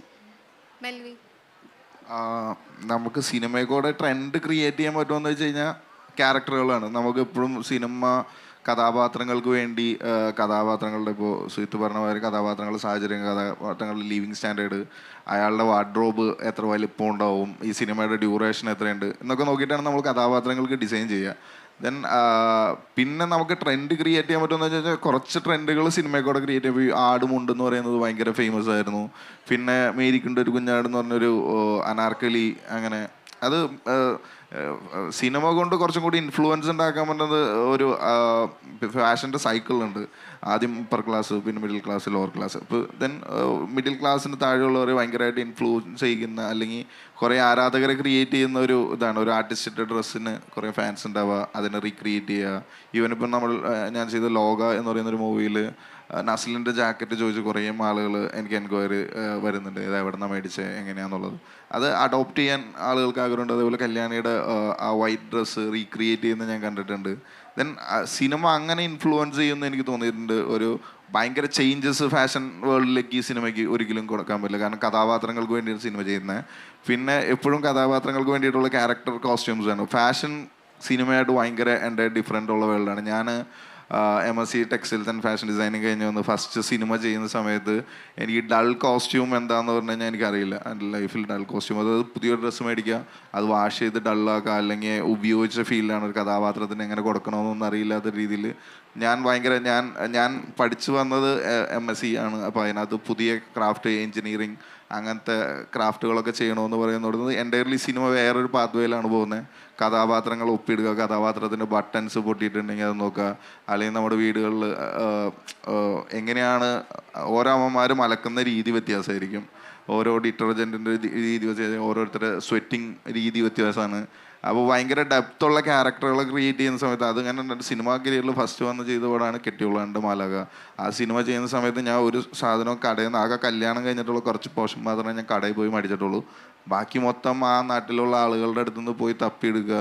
അത് എന്നിട്ട് ഓക്കെ ഞാൻ പഠിച്ച MSc ആയതുകൊണ്ട് ആ ടെക്സ്റ്റൈൽ ഡിസൈനിങ്ങിനകത്ത് എനിക്ക് എങ്ങനെ ഈ ക്ലോത്തിനെ ട്രീറ്റ് ചെയ്യാൻ പറ്റും, അല്ലെങ്കിൽ ഇത് ഓക്കെ റീയൂസ് ചെയ്യുന്ന സമയത്ത് ഒരു ആർട്ടിസ്റ്റിന് ഇത് എങ്ങനെ കൊടുക്കാൻ പറ്റും എന്നുള്ളത് നമ്മൾ സ്റ്റഡി ചെയ്ത് ഇതിനകത്ത് നിന്ന് നമ്മൾ പഴയ ഷർട്ടുകളൊക്കെ മേടിച്ച് അതിൻ്റെ ഉള്ളിൽ ലൈനിങ് ഇട്ട് തയ്ച്ച് ഇപ്പോൾ ആസിക്ക് അതിനകത്തൊരു പാൻറ് ഇടുന്നുണ്ട്. നമ്മളത് റീക്രിയേറ്റ് ചെയ്യാൻ നോക്കി. ഒരു 5-6 വർഷം പഴക്കമുള്ള ഒരു പഴയ പാൻറ്റാണ്. അതായത് കുറേ കാലങ്ങളായിട്ട് റബ്ബർ ടാപ്പ് ചെയ്യുന്ന പാൻറ്റാണ് വേണ്ടത്. അപ്പോൾ ഞാനത് ഉണ്ടാക്കാൻ നോക്കിയത് വർക്കാവുന്നില്ല. ദെൻ ഞാൻ പിന്നെ ആ നാട്ടിൽ മൊത്തം രാവിലെ റബ്ബർ ടാപ്പിങ്ങിന് പോകുന്നിടത്തുനിന്ന് ചേട്ടന്മാരെ അന്വേഷിച്ച് പോകും, ചേട്ടാ പഴയൊരു പാൻറ്റ് വേണം. ദെൻ എനിക്ക് ആസിക്കയുടെ അളവിൽ തന്നെ കിട്ടണം പാൻറ്റ്. അങ്ങനെ രാവിലെ തൊട്ട് എല്ലാ റബ്ബർ ടാപ്പ് ചെയ്യുന്ന ആളുകളുടെ അടുത്ത് അങ്ങനെ 7ാമത്തെ ദിവസമാണ് നമ്മൾ 7ഓ 6ാമത്തെ ദിവസം കഴിഞ്ഞ് ഞങ്ങൾ ഒരു ചേട്ടൻ പറഞ്ഞു എൻ്റെ ഒരു പാൻറ്റ് ഉണ്ട് വന്ന് നോക്കുമെന്ന് പറയുന്ന സമയത്ത് ഈ റബ്ബർ ഷീറ്റ് അടിക്കുന്നതിൻ്റെ സൈഡിൽ കളയാനിട്ടതാണ്, അത് കത്തിച്ച് കളയാനിട്ടൊരു പാൻറ്റാണ്. അപ്പോൾ ഞാനത് അളന്ന് നോക്കുമ്പോൾ കറക്റ്റ് ആസിഫ് അലിയുടെ സൈസ്. അപ്പോൾ ഞാനത് എടുത്തുകൊണ്ട് വരാം. കഥാപാത്രത്തിന് അത്രയും ഭംഗിയുണ്ട്. കാരണം റബ്ബർ ടാപ്പ് ചെയ്യുന്ന ഓരോ സമയത്തും വരുന്ന കറ പാൻറ്റിൽ തൂക്കും, അല്ലെങ്കിൽ അതിൻ്റെ ഓരോ രീതികളുണ്ട്, കത്തി തൂക്കുന്ന രീതിയുണ്ട്. അപ്പോൾ ഇത് ആ കഥാപാത്രത്തിന് ഭയങ്കര ഡെപ്ത് കിട്ടണമെന്ന് ഓർത്ത് സിനിമ കംപ്ലീറ്റ്ലി ഞാൻ പഠിച്ച ഫാഷൻ വേൾഡായിട്ട് ഭയങ്കര വ്യത്യാസമാണെന്ന് മനസ്സിലാവുന്നവിടെയാണ്. ദെൻ അത് ഒരു ആർട്ടിസ്റ്റിൻ്റെ അടുത്ത് പറഞ്ഞ് മനസ്സിലാക്കിയിട്ടിരിക്കണം. ഞാൻ ആസിക ഇതിങ്ങനെയാണ്, യൂസ്ഡ് ക്ലോത്താണ്, ഇത് എനിക്ക് ഒരുപാട് വാഷ് ചെയ്ത് ട്രീറ്റ് ചെയ്യാൻ പറ്റില്ല. ഞാൻ വാഷ് ചെയ്ത് ട്രീറ്റ് ചെയ്ത് കഴിഞ്ഞാൽ ഇതിനകത്ത് ഈ കാലങ്ങളായിട്ട് പിടിച്ചിരിക്കുന്ന കറകളൊക്കെ പോകും. അപ്പോൾ എന്ത് ചെയ്യാൻ പറ്റുമെന്ന് വെച്ച് കഴിഞ്ഞാൽ എൻ്റെ ഉള്ളൊരു നമ്മൾ ഇച്ചിരി കൂടി സ്കിൻ ടൈറ്റ്സ് ആയിട്ടുള്ളൊരു പാൻറ്റും ഇത് കൊടുത്തിട്ട് അതിൻ്റെ മീതെ ലെയർ ചെയ്യിപ്പിച്ചിട്ടാണ് ഞാൻ ആ പാൻറ്റ് ടീച്ചർ. ബട്ട് ആസിക്ക് ഭയങ്കര കംഫർട്ടബിൾ ആയിരുന്നു. അതേപോലെ തന്നെ നമ്മൾ ഷൂട്ട് ചെയ്യുന്ന സമയത്ത് ഫസ്റ്റ് ഡേ ഷോട്ട് വെച്ച് കഴിഞ്ഞപ്പോൾ ആസിക ഇട്ട് വന്ന ഒരു ചെക്ക് ഷർട്ടാണ്. അപ്പോൾ ക്യാമറമാൻ പറഞ്ഞ ഈ പടത്തിലെല്ലാം വെർട്ടിക്കൽ പാറ്റേൺസ് ഞാൻ ട്രൈ ചെയ്യുന്നുണ്ട്. അപ്പോൾ നീ കൂട്ടത്തിൽ ഇപ്പോൾ ഈ ഇരിക്കുന്ന കൂട്ടം പോലെ തന്നെ ഒരു കൂട്ടത്തിൽ ഒരു ഷർട്ട് കാണിച്ച് തന്നിട്ട് പറഞ്ഞു ആ ഷർട്ട് കൊള്ളാം, എന്ത് ചെയ്യാൻ പറ്റും? ഒന്നും ചെയ്യാനില്ല, ഞങ്ങൾ ഡിസൈനേഴ്സ് വേറെ ഒന്നും ചെയ്യാനില്ല, പോയി ചോദിച്ചിട്ട് ചേട്ടാ ആ ഷർട്ട് തരും. ദെൻ ആ ഷർട്ട് അവിടെ നിന്ന് ഊരി വരാം. നേരെ നമ്മുടെ കോസ്റ്റ്യൂം വാനുണ്ട്, കോസ്റ്റ്യൂം വാൻ്റെ വേണ്ടിയിട്ട് പയ്യെ ഒരു ചെറിയ ഗിമിക്സൊക്കെ കാണിച്ച് ചെറിയ മണമൊക്കെ വെച്ച് തേച്ച് ആസിക്ക ഷർട്ടിന് ചെറിയ ചേഞ്ച്. അങ്ങനെയാണ് ഫസ്റ്റ് ഷോട്ട് ആസിക്ക ആ സിനിമയിൽ ഇട്ട ഫസ്റ്റ് ഷോട്ട് ആ ലൊക്കേഷനിൽ നിന്ന് ഒരാളുടെ ഷർട്ട് ഊരി മേടിച്ചിട്ടാണ്. പിന്നെ ഞങ്ങൾക്ക് മനസ്സിലാവും ഓക്കെ ആർട്ടിസ്റ്റുകൾ കംഫർട്ടാണ്, കഥാപാത്രത്തിലേക്ക് ബ്ലെൻഡ് ആവുന്ന സമയത്ത് നമ്മൾ പഠിക്കുന്ന ടെക്നോളജി. ഇപ്പോൾ ഞാൻ MSc textiles and fashion designing ആണ്. അപ്പോൾ അതിനകത്ത് നിന്ന് എനിക്ക് ക്ലോത്തിങ്ങിൻ്റെ ട്രീറ്റ്മെൻറ്റ് അറിയാം.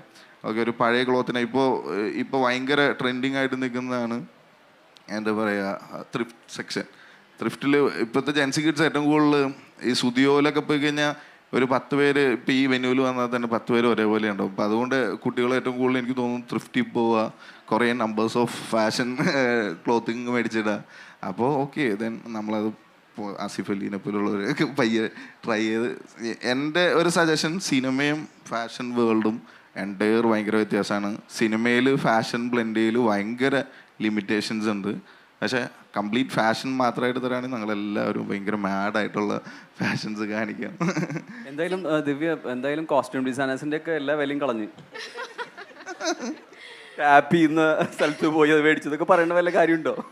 അതാണ് കംപ്ലീറ്റ്ലി എന്നെ അസിസ്റ്റ് ചെയ്യാൻ വരുന്ന എല്ലാ പിള്ളേരും വിചാരിക്കുന്നത് ഇത് സ്കെച്ച് ചെയ്തിട്ട് ഡയറക്റ്റ് പോയി തയ്ക്കുന്ന പരിപാടി ഒന്നുമില്ല. മച്ചാനെ ഇപ്പം നൻപകൽ നേരത്തെ മയക്കുന്ന പറഞ്ഞാൽ മമ്മൂക്കയുടെ പടത്തിൽ മമ്മൂക്കയുടെ കോസ്റ്റ്യൂം സുന്ദരം എന്ന് പറഞ്ഞ ക്യാരക്ടറിൻ്റെ കോസ്റ്റ്യൂം ചെയ്ത ഞാനാണ്. അപ്പോൾ മമ്മൂക്കയുടെ കോസ്റ്റ്യൂം ഡിസൈനറുടെ അഭിജിത്ത്. അപ്പോൾ ആ ടീം എൻ്റെ അടുത്ത് പറഞ്ഞതെന്ന് പറഞ്ഞു കഴിഞ്ഞാൽ മമ്മൂക്കയുടെ പേഴ്സണൽ ഡിസൈനറാണ് അഭിജിത്ത്. അപ്പോൾ മമ്മൂക്കയ്ക്ക് ലിനൻ ഷർട്ട്സും കോട്ടൺ മുണ്ടുകളുമാണ് ഭയങ്കര കംഫർട്ടബിൾ ആയിട്ടുള്ളത്. അപ്പോൾ ഞാൻ എൻ്റെ കഥാപാത്രങ്ങൾ ഇത്രയും റൂട്ടഡായിട്ട് പോയി ഫൈൻഡ് ചെയ്യുന്ന ഒരാളായതുകൊണ്ട്, പിന്നെ ലിജോ ചേട്ടൻ്റെ പടമായതുകൊണ്ടും അപ്പോൾ ഞാൻ മമ്മൂക്കയ്ക്ക് അതിനകത്ത് യൂസ് ചെയ്തൊരു വിസ്കസ് കോട്ടൺ എന്ന് പറഞ്ഞു കഴിഞ്ഞാൽ പഴനി തന്നെ ഫൈൻഡ് ഔട്ട് ചെയ്തൊരു 100-200 രൂപ വില വരുന്ന ഒരു ഷർട്ട് പീസും, ദെൻ യൂസ് ചെയ്ത മുണ്ടും അതേപോലെ ഭയങ്കര ലോക്കൽ ഒരു മുണ്ടാണ് ഞാൻ യൂസ് ചെയ്തത്. ആ കഥാപാത്രത്തിന് നീഡ്ഫുള്ളായിട്ട് അതാണ്. കാരണം സുന്ദരം എന്ന് പറയുന്ന കഥാപാത്രം എവിടെയോ പോയി മിസ്സിങ് ആയി. പിന്നെ അദ്ദേഹത്തിൻ്റെ പ്രേതമായിട്ടാണ് അല്ലെങ്കിൽ അയാളുടെ ഒരു ഭൂതമായിട്ടാണ് ഈ ക്യാരക്ടർ വരുന്നത്. ഈ ക്യാരക്ടർ വരുന്നത് ലിനൻ ഷർട്ടിൽ ഒരു കോട്ടൺ കൈത്തറി മുണ്ടിട്ടിട്ടാണ് വരുന്നത്. അദ്ദേഹം വന്ന് വീഴുന്ന ടെറൈൻ, അതേപോലെ ആ ടെറൈൻ്റെ ഉള്ളിൽ കയറുന്ന വീട്, അയാൾ എടുക്കുന്ന ഷർട്ട് ഇരിക്കുന്ന വാർഡ്രോബ്, അതിൻ്റെ ആംബിയൻസ് ഒക്കെ വെച്ച് നോക്കുന്ന സമയത്ത് എനിക്ക് ഒരിക്കലും ലിനൻ പ്ലേസ് ചെയ്യാൻ പറ്റില്ല. ലിനൻ പ്ലേസ് ചെയ്ത് കഴിഞ്ഞാൽ എൻ്റെ കഥാപാത്രത്തിനോട് ഞാൻ നീതി പുലർത്താത്തതിലും അതാണ് എൻ്റെ ഒരു കോൺസെപ്റ്റ് കേട്ടോ. ഡിഫറെൻ്റ് ആണ് എല്ലാവരുടെയും തോട്ട്സ്. പക്ഷേ ഇതിൻ്റെ എൻ്റെ ഡിഫറെൻറ്റ് തോട്ടാണ്.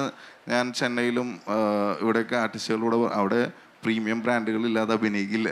ബട്ട് നമ്മുടെ കുറേ നടന്മാർ അല്ലെങ്കിൽ നമ്മുടെ മെജോറിറ്റി ഞാൻ ചെയ്ത സിനിമകളിലെല്ലാം റിയലിസ്റ്റിക് സിനിമകളും ഞാൻ ഭയങ്കര റൂട്ടഡ് ആയിട്ട് കോസ്റ്റ്യൂം ഡിസൈൻ ചെയ്തതാണ്. എല്ലാം ഫൈൻഡ് ഔട്ട് ചെയ്തതും അവിടെ നിന്ന് ഇവിടെ നിന്നൊക്കെ മേടിച്ചതും. ബട്ട് ആർട്ടിസ്റ്റുകൾ അതിനോട് നമ്മൾ പറഞ്ഞിട്ടാണ് ചെയ്യണത്, ഇതിങ്ങനെയാണ് ചേട്ടാ എടുക്കുന്നത് എന്ന് പറഞ്ഞിട്ടാണ്.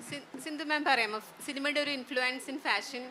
സിനിമ ഫാഷനെ ഇൻഫ്ലുവൻസ് ചെയ്യുന്നില്ല എന്ന് പറയാൻ പറ്റില്ല. അവർ പറയുന്നത് എനിക്ക് തോന്നുന്നത് അവരുടെ difficulties in coming up with the costumes ആയിരിക്കും.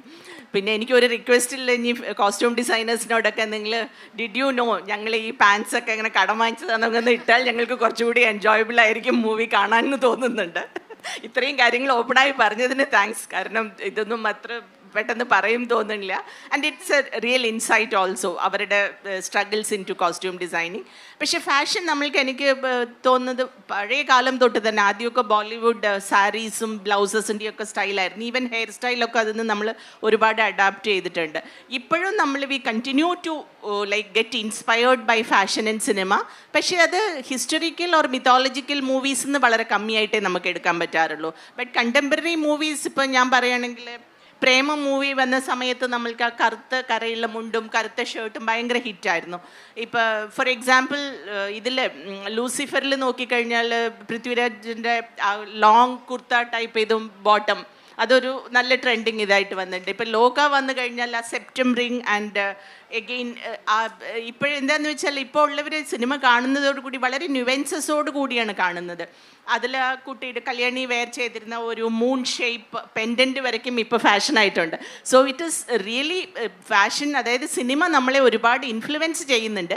പക്ഷെ അത് അഡാപ്റ്റ് ചെയ്യുന്നത് നമ്മളുടെ പരിമിതികളിൽ നിന്നുകൊണ്ടാണ്. ഇനിയും പറയുകയാണെങ്കിൽ നമ്മളുടെ വിവാഹങ്ങളിലൊക്കെ ഇതിൻ്റെ ഒരുപാട് എക്സ്പ്രഷൻസ് ഉണ്ട്. കാരണം നമ്മൾക്കിവിടെ കേരളത്തിലൊന്നും പരിചയമില്ലാതിരുന്ന ഈ ഹാൽദി മെഹന്തി എല്ലാം വന്ന് നമ്മൾ ബോളിവുഡ് സിനിമകൾ കണ്ട് ഇപ്പോൾ അതെല്ലാം നമ്മളിവിടെയും നടക്കുന്നുണ്ട്. അത് ആൻഡ് അതിന് എങ്ങനെ നമ്മൾ കോസ്റ്റ്യൂംസ് മാച്ച് ചെയ്യണം, ഇപ്പോൾ ഇതിന് ഗ്രീൻ വേണോ അല്ലെങ്കിൽ തീം വേണോ അല്ലെങ്കിൽ ഇങ്ങനെയുള്ള ഡാൻസസ് വേണോ, ഇതെല്ലാം നമ്മൾ സിനിമയിൽ നിന്ന് ഒരുപാട് കണ്ട് പഠിക്കുന്നുണ്ട്. പിന്നെ അത് നമ്മൾ അഡാപ്റ്റ് ചെയ്യുകയാണ് ചെയ്യുന്നത്. So I would really say that ഒരു പർട്ടിക്കുലർ എക്സ്റ്റെൻറ്റ് വരയ്ക്കും wearable or doable fashion cinema തീർച്ചയായും ഇൻസ്പയർ ചെയ്യുന്നുണ്ട്.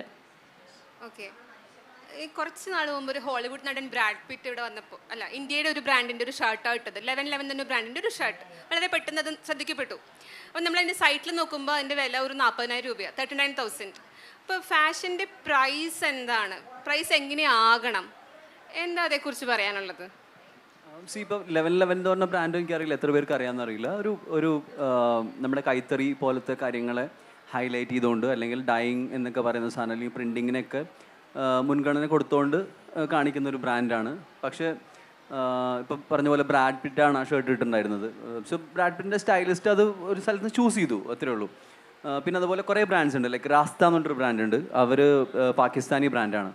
സോ അവിടുത്തെ പാകിസ്ഥാനിൽ ലൈക്ക് ബ്യൂട്ടിഫുൾ എന്താ പറയുക ഓർണമെൻറ്റേഷൻ എന്നൊക്കെ പറയുന്നത്, സർഫസ് ഓർണമെൻറ്റേഷൻ അല്ലെങ്കിൽ അവരുടെ കുറേ ആർട്ട് വർക്ക് ഉണ്ട്. അത് ഭയങ്കര ഈവൻ ഇന്ത്യൻസ് ഹാവ്. പക്ഷേ ആ ബ്രാൻഡിൻ്റെ തുണികളും ഇതേപോലെ ചില സെലിബ്രിറ്റീസ് ഇട്ടതിന് ശേഷം ഭയങ്കര ഹിറ്റാവുണ്ടായി. പക്ഷേ അപ്പോൾ അതിനെ ഫോളോ ചെയ്യുന്ന കുറേ ആൾക്കാരുണ്ട്. പക്ഷേ ഐ തിങ്ക് ദാറ്റ് നമ്മളൊരു കോമൺ മാൻ എന്നുള്ള നിലയ്ക്ക് ഐ ഓൾവേസ് ബിലീവ് ദാറ്റ് നമ്മളുണ്ടാക്കുന്ന പൈസ അല്ലെങ്കിൽ നമ്മൾ ഹാർഡ് ഏൺഡ് മണി എന്ന് പറയുന്നത് it should be very well used. അത് ആരെങ്കിലും ഒരു കാര്യം ബ്രാഡ് പിറ്റ് ഇട്ടോ അല്ലെങ്കിൽ ഇവിടുത്തെ വേറെ ഏതെങ്കിലും സെലിബ്രിറ്റി ഇട്ടുകൊണ്ട് നമ്മൾ ചിലവാക്കാനുള്ള പൈസ ഇല്ലാതെ പൈസ ചിലവാക്കാം ആസ് മച്ച് ആസ് ആ പൈസയ്ക്ക് വേർത്തായിട്ട് അവരവിടെ പണിയെടുക്കുന്നുണ്ടെങ്കിൽ. ഇപ്പം നമ്മുടെ ഖാദിയിൽ പോയി കഴിഞ്ഞാൽ കിട്ടുന്ന അതേ സാധനം തന്നെയാണ് ഇപ്പം എന്നെ സംബന്ധിച്ചിടത്തോളം 1111 ചെയ്തിട്ടുള്ളത്. അതിനെ നന്നായി ബ്രാൻഡ് ചെയ്തു അല്ലെങ്കിൽ അത് ബ്രാഡ് പിറ്റ് ഇട്ടു എന്ന് പറയുന്നൊരു കാര്യം മാത്രമേ ഉള്ളൂ. So I think we should be very conscious about that. നമ്മുടെ ഒരു 40,000 രൂപയ്ക്ക് ഷർട്ട് ഉണ്ടാക്കുമ്പോൾ അവർ എന്താണ് അതിൽ ഇട്ടത് എന്നുള്ളതാണ് അതിൻ്റെ കോസ്റ്റ് അല്ലേ. അപ്പം തുണി വാങ്ങിച്ചു അല്ലെങ്കിൽ ഡൈ ചെയ്തു, പ്രിൻറ്റ് ചെയ്തു, അതിൽ എന്തെങ്കിലും സ്പെഷ്യലായിട്ട് ചെയ്തു. That should not be more than 5,000 or 10,000. ബാക്കിയുള്ള പൈസ നമ്മൾ വെറുതെ കൊടുക്കുന്നതാണ്. അപ്പം അത് ഐ തിങ്ക് അതിൻ്റെ ആവശ്യമില്ല. അങ്ങനെയുള്ള ബ്രാൻഡുകൾ നമ്മൾ തിരിച്ചറിയണം, പറ്റുവാണെങ്കിൽ മാറ്റിയെടുത്തണം. പിന്നെ അതുപോലെ തന്നെ നമ്മുടെ നാട്ടിൽ നന്നായി പണിയെടുക്കുന്ന നല്ല രീതിയിൽ പണിയെടുക്കുന്ന കുറേ വീട്ടമ്മമാരുണ്ട്, അല്ലെങ്കിൽ I mean to say in fashion scene അങ്ങനെ ബ്രാൻഡ് വളർത്തിയിട്ടുള്ള ആൾക്കാരുണ്ട്. അവരെ നമ്മൾ സപ്പോർട്ട് ചെയ്യണം. അതുപോലെ വളരെ കഷ്ടപ്പെട്ട് കോസ്റ്റ്യൂം ഡിസൈനറായിട്ട് ഫാഷൻ ഡിസൈനറായിട്ടുള്ള കുറേ ആൾക്കാരുണ്ട്. അവരുടെ ബ്രാൻഡുകളുണ്ട്. അത് നമ്മൾ തിരിച്ചറിയണം. ഇതൊക്കെ നമ്മുടെ തിരിച്ചറിവിൻ്റെയും നമ്മുടെ പഠനത്തിൻ്റെയും ഭാഗമാണ്. അല്ലെങ്കിൽ നമ്മൾ അങ്ങനെയുള്ള കുഴികളിൽ പോയി പെടരുത്. ഇപ്പം ഈ പറയുന്ന പോലെ തന്നെ കുറേ ബ്രാൻഡ്സ് വളരെ ചീപ്പായിട്ട് വിൽക്കുന്ന കുറേ ബ്രാൻഡ്സ് ഉണ്ട്. അപ്പം ആ ബ്രാൻഡുകളും എങ്ങനെയാണ് അത്രയും ചീപ്പസ്റ്റ് ആയിട്ട് നമുക്ക് തുണികൾ തരുന്നതെന്നുള്ളൊരു പഠനം നമുക്ക് ഉണ്ടാവും നല്ലതാണ്, rather than just going and buying it. അപ്പം ഈ തിരിച്ചറിവ് എന്ന് പറയുന്നത് will do wonders for people. അപ്പം എല്ലാ ബ്രാൻഡിനെയും നമ്മൾ അങ്ങനെ തന്നെയാണ് നമ്മൾ കാണേണ്ടത്. മെൽവി പറയാം. ഈ പറഞ്ഞ മാതിരി നമ്മൾ കുറേ ഡിസൈനേഴ്സിനെയും ഇവരൊക്കെ ഫൈൻഡ് ഔട്ട് ചെയ്യാണ്ട്. പിന്നെ എനിക്ക് തോന്നുന്ന ഒരു തിയറി എന്ന് പറഞ്ഞു കഴിഞ്ഞാൽ പ്രൈസിങ് എപ്പോഴും ബ്രാൻഡ് വാല്യൂ ക്രിയേറ്റ് ചെയ്യുന്ന ഒരിതാണ്. ഇപ്പോൾ ബ്രാൻഡ് വാല്യൂ ഇപ്പോൾ എനിക്ക് ഡിസൈഡ് ചെയ്യാം ഞാൻ ഡിസൈൻ ചെയ്യുന്നത് ഏത് ടാർഗറ്റഡ് ഓഡിയൻസിനാണ് ഞാൻ ഫസ്റ്റ് ടാർഗറ്റ് ചെയ്യുന്നത്. ഇപ്പോൾ ഫാഷൻ സൈക്കിൾ എന്ന് പറഞ്ഞു കഴിഞ്ഞാൽ premium, upper middle class, lower class, അങ്ങനെ ഒരു ഫാഷൻ സൈക്കിൾ ഉണ്ട് ഇതിന്. അപ്പോൾ ഏറ്റവും കോസ്റ്റഡ് ആയിട്ടുള്ള പ്രൊഡക്റ്റുകൾ എപ്പോഴും പ്രീമിയം ക്ലയൻറ്റുകൾക്ക് മാത്രമായിട്ട്, അല്ലെങ്കിൽ വെൽ സെറ്റിൽഡ് ആയിട്ട് ഒരുപാട് കാശ് കയ്യിലുള്ളവർക്ക് ഈ കാശ് അങ്ങനെ ഒരു സ്റ്റാൻഡേർഡ് ഓഫ് ലൈഫിനെ കാണിക്കാൻ വേണ്ടിയിട്ടാണ് എപ്പോഴും ഫാഷനെ അപ്പോൾ ഈവൻ ഞാൻ കെട്ടുന്ന വാച്ചോ അല്ലെങ്കിൽ ഇപ്പോൾ റാഡോൻ്റെ വാച്ച് അല്ലെങ്കിൽ റോളക്സിൻ്റെ വാച്ച് കെട്ടാന്ന് പറയുന്നത് പ്രൗഡിയാണ്. ദെൻ അവിടെ അൺപ്രഡിക്റ്റബിൾ റേറ്റ്സ് നമ്മൾ കൊടുത്തേ പറ്റുള്ളൂ. ദെൻ അതേപോലെ നമുക്ക് നമ്മുടെ ബ്രാൻഡിനെ എങ്ങനെ വേണമെങ്കിലും നമുക്ക് ട്രീറ്റ് ചെയ്യാം. ഞാൻ ഇത് ആർക്ക് വേണ്ടിയിട്ടാണ് സെല്ല് ചെയ്യുന്നത്? വേൾഡിൽ ഏറ്റവും ഹൈ എൻഡ് പ്രീമിയം പ്രൊഡക്റ്റുകൾ ഭയങ്കര റെയർ ആയിരിക്കും, കുറച്ചുണ്ടാവുള്ളൂ. ദെൻ അതിൻ്റെ അഡോപ്ഷൻസാണ് ഇപ്പോൾ പറയുന്നത്. സാറയുടെ എക്സാക്ട് കോപ്പീസാണ് സുതിയോയിൽ ലഭിക്കുക നമുക്ക്. അപ്പോൾ ഫാഷൻ്റെ അഡോപ്ഷനാണ്. സാറയുടെ പ്രൈസിങ്ങും സുതിയോയുടെ പ്രൈസിങ്ങും എൻ്റെ ഡിഫറെൻ്റ് ആണ്. ബട്ട് അത് മിഡിൽ ക്ലാസ്സും ലോവർ മിഡിൽ ക്ലാസ്സിനും വേണ്ടിയിട്ടൊരു ഫാഷൻ സ്റ്റേറ്റ്മെൻറ്റ് അല്ലെങ്കിൽ ഒരു മാൾ പർച്ചേസിങ് അല്ലെങ്കിൽ ഒരു വേറൊരു കൈൻഡ് ഓഫ് ഇപ്പോൾ നമ്മൾ മാളുകളിലും അല്ലെങ്കിൽ വലിയ വലിയ ബ്രാൻഡുകളിലും മാത്രം കണ്ടുകൊണ്ടിരുന്നൊരു കോൺസെപ്റ്റിനെയാണ് സുതിയോ അഡോപ്റ്റ് ചെയ്തിട്ട് ഭയങ്കര മിനിമൽ കോസ്റ്റിൽ സെയിം എക്സാക്ട് കോപ്പീസ് പോലെയോ തോന്നുന്ന പ്രൊഡക്റ്റുകൾ നമുക്ക് സാധാരണക്കാർക്ക് കൊടുത്തത്. ദെൻ പ്രൈസിങ് എപ്പോഴും ബ്രാൻഡ് ഡിമാൻഡ് ചെയ്യുന്ന മാതിരിയാണ്. ഇപ്പോൾ LVയുടെ ബ്രാൻഡിന് ആ പ്രൈസിങ് ഇട്ടാൽ മാത്രമാണ് ആ ബ്രാൻഡിൻ്റെ ഒരു വാല്യൂ ഉണ്ടാവുക. ദെൻ ഞാൻ പറഞ്ഞില്ലേ, അതിപ്പോൾ 11 അതിൻ്റെ കോൺസെപ്റ്റ് അങ്ങനെയായിരിക്കാം. ദെൻ പിന്നെയും നമ്മൾ പറഞ്ഞ ചില ഇവിടെ എങ്ങനെയാണ് പെട്ടെന്ന് ഫാഷൻ ട്രെൻഡ് ആവാന്ന് വെച്ച് കഴിഞ്ഞാൽ ആർട്ടിസ്റ്റുകൾ പ്രസൻറ്റ് ചെയ്യുമ്പോഴാണ് അയ്യോ ഇത് ഏതാ ബ്രാൻഡ്, ഇത് ഏതാ പ്രൊഡക്റ്റ് എന്നൊക്കെ പറയുന്നത്. ദെൻ അങ്ങനെ സ്റ്റൈലിസ്റ്റുമാരാണ്. ഇതിപ്പോൾ ബ്രാഡ് പിറ്റ് കണ്ടിട്ടായിരിക്കില്ല, സ്റ്റൈലിസ്റ്റുമാരായിരിക്കും പെട്ടെന്ന് പോയി ഫൈൻഡ് ഔട്ട് ചെയ്തിട്ട് ഇത് ചെയ്യുക. എനിക്ക് തോന്നുന്ന പ്രൈസിങ് എപ്പോഴും ബ്രാൻഡിൻ്റെ ഡിമാൻഡ് വെച്ചിട്ടാണ്. ഞാൻ ഇപ്പോൾ ചാർജ് ചെയ്യുന്ന റേറ്റും ബ്രോ ചാർജ് ചെയ്യുന്ന റേറ്റും നമ്മൾ കമ്പാരിറ്റീവ്ലി വേരിയേഷൻ ഉണ്ടാവും. ബ്രോയുടെ ബ്രാൻഡിങ് വേറെയാണ്, എൻ്റെ ബ്രാൻഡിങ് വേറെയാണ്. ഇപ്പോൾ മാം ആയിക്കോട്ടെ, നമ്മളൊരു ഡിസൈനർ പ്രൊഡക്റ്റ് ചെയ്യുമ്പോൾ ഞാൻ ഡിസൈഡ് ചെയ്യാണ് എൻ്റെ വാല്യൂ വെച്ചിട്ടാണ്. എനിക്കും ബ്രോ ഇപ്പം ഞങ്ങൾ രണ്ടുപേരും ഒരു പ്രൊഡക്റ്റ് ഉണ്ടാക്കുകയാണെങ്കിൽ സെയിം റേറ്റ് ആയിരിക്കും പ്രൊഡക്ഷൻ കോസ്റ്റ് വരാം. പിന്നെ ഞാൻ അതിന് എത്ര പ്രോഫിറ്റ് ഇടണമെന്നുള്ളത് അത് എൻ്റെ ബ്രാൻഡിങ് ലേബലാണ്. ഇത് മെൽവിജയുടെ പ്രൊഡക്റ്റ് വേണം എന്ന് ആഗ്രഹിക്കുന്നവരുടെ അടുത്ത് നമ്മൾ അത്രയും ചാർജ് പറയും. മെൽവിജയുടെ പ്രൊഡക്റ്റ് വേണ്ട വേറൊരു പ്രൊഡക്റ്റ് വേണമെങ്കിൽ നമ്മൾ സബ് കൊടുത്ത് ചെയ്യിപ്പിക്കാം എന്ന് പറയുന്ന രീതിയിൽ. ഇപ്പം നമ്മൾ സിനിമ എടുക്കുന്നത് ആ പ്രൊജക്റ്റ് ഞങ്ങളുടെ ബ്രാൻഡിങ് വെച്ചിട്ടാണ്. ഞാൻ ആദ്യത്തെ സിനിമ ചെയ്യുന്നത്, ഞാൻ ഭയങ്കര ഫ്രാങ്കായിട്ട് പറയും, 2000 രൂപയ്ക്കാണ് ആദ്യത്തെ സിനിമ ചെയ്യുന്നത്. അപ്പോൾ ആ 2000-ൽ നിന്ന് ഇന്ന് എനിക്ക് അതിൻ്റെ 10 ഇരട്ടിയിലേക്ക് അല്ലെങ്കിൽ 2 ഇരട്ടിയിൽ അല്ലെങ്കിൽ 5 ഇരട്ടിയിലേക്കൊക്കെ എത്താൻ പറ്റിയത് എൻ്റെ ബ്രാൻഡ് വാല്യൂ ക്രിയേറ്റ് ചെയ്തുകൊണ്ടാണ്. ദെൻ എപ്പോഴും പ്രൈസിങ് എല്ലാം ഡിപ്പെൻഡ് ചെയ്യുന്നത് ബ്രാൻഡ് വാല്യൂ ഡിസൈഡ് ചെയ്തതാണ്. Okay, one last question.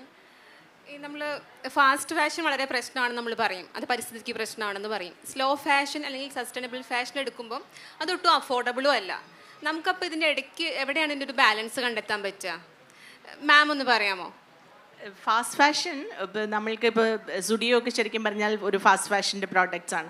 Fast fashion use ചെയ്യുന്നതിൽ തെറ്റുണ്ടെന്ന് പറയാൻ പറ്റില്ല. കാരണം അതാണ് മോസ്റ്റ്ലി ഒരു എന്താ പറയുക, ഒരു ജെൻസി അല്ലെങ്കിൽ ഒരു ഇപ്പോൾ ഏൺ ചെയ്യാൻ തുടങ്ങുന്ന ഒരാളുടെ entry into the fashion world. അവരവിടെയാണ് അങ്ങനെയുള്ള ഈ ഫാസ്റ്റ് ഫാഷനിലാണ് ഈ പുതിയ പുതിയ കാര്യങ്ങൾ കാണുന്നതും ഉപയോഗിച്ച് നോക്കുന്നതും.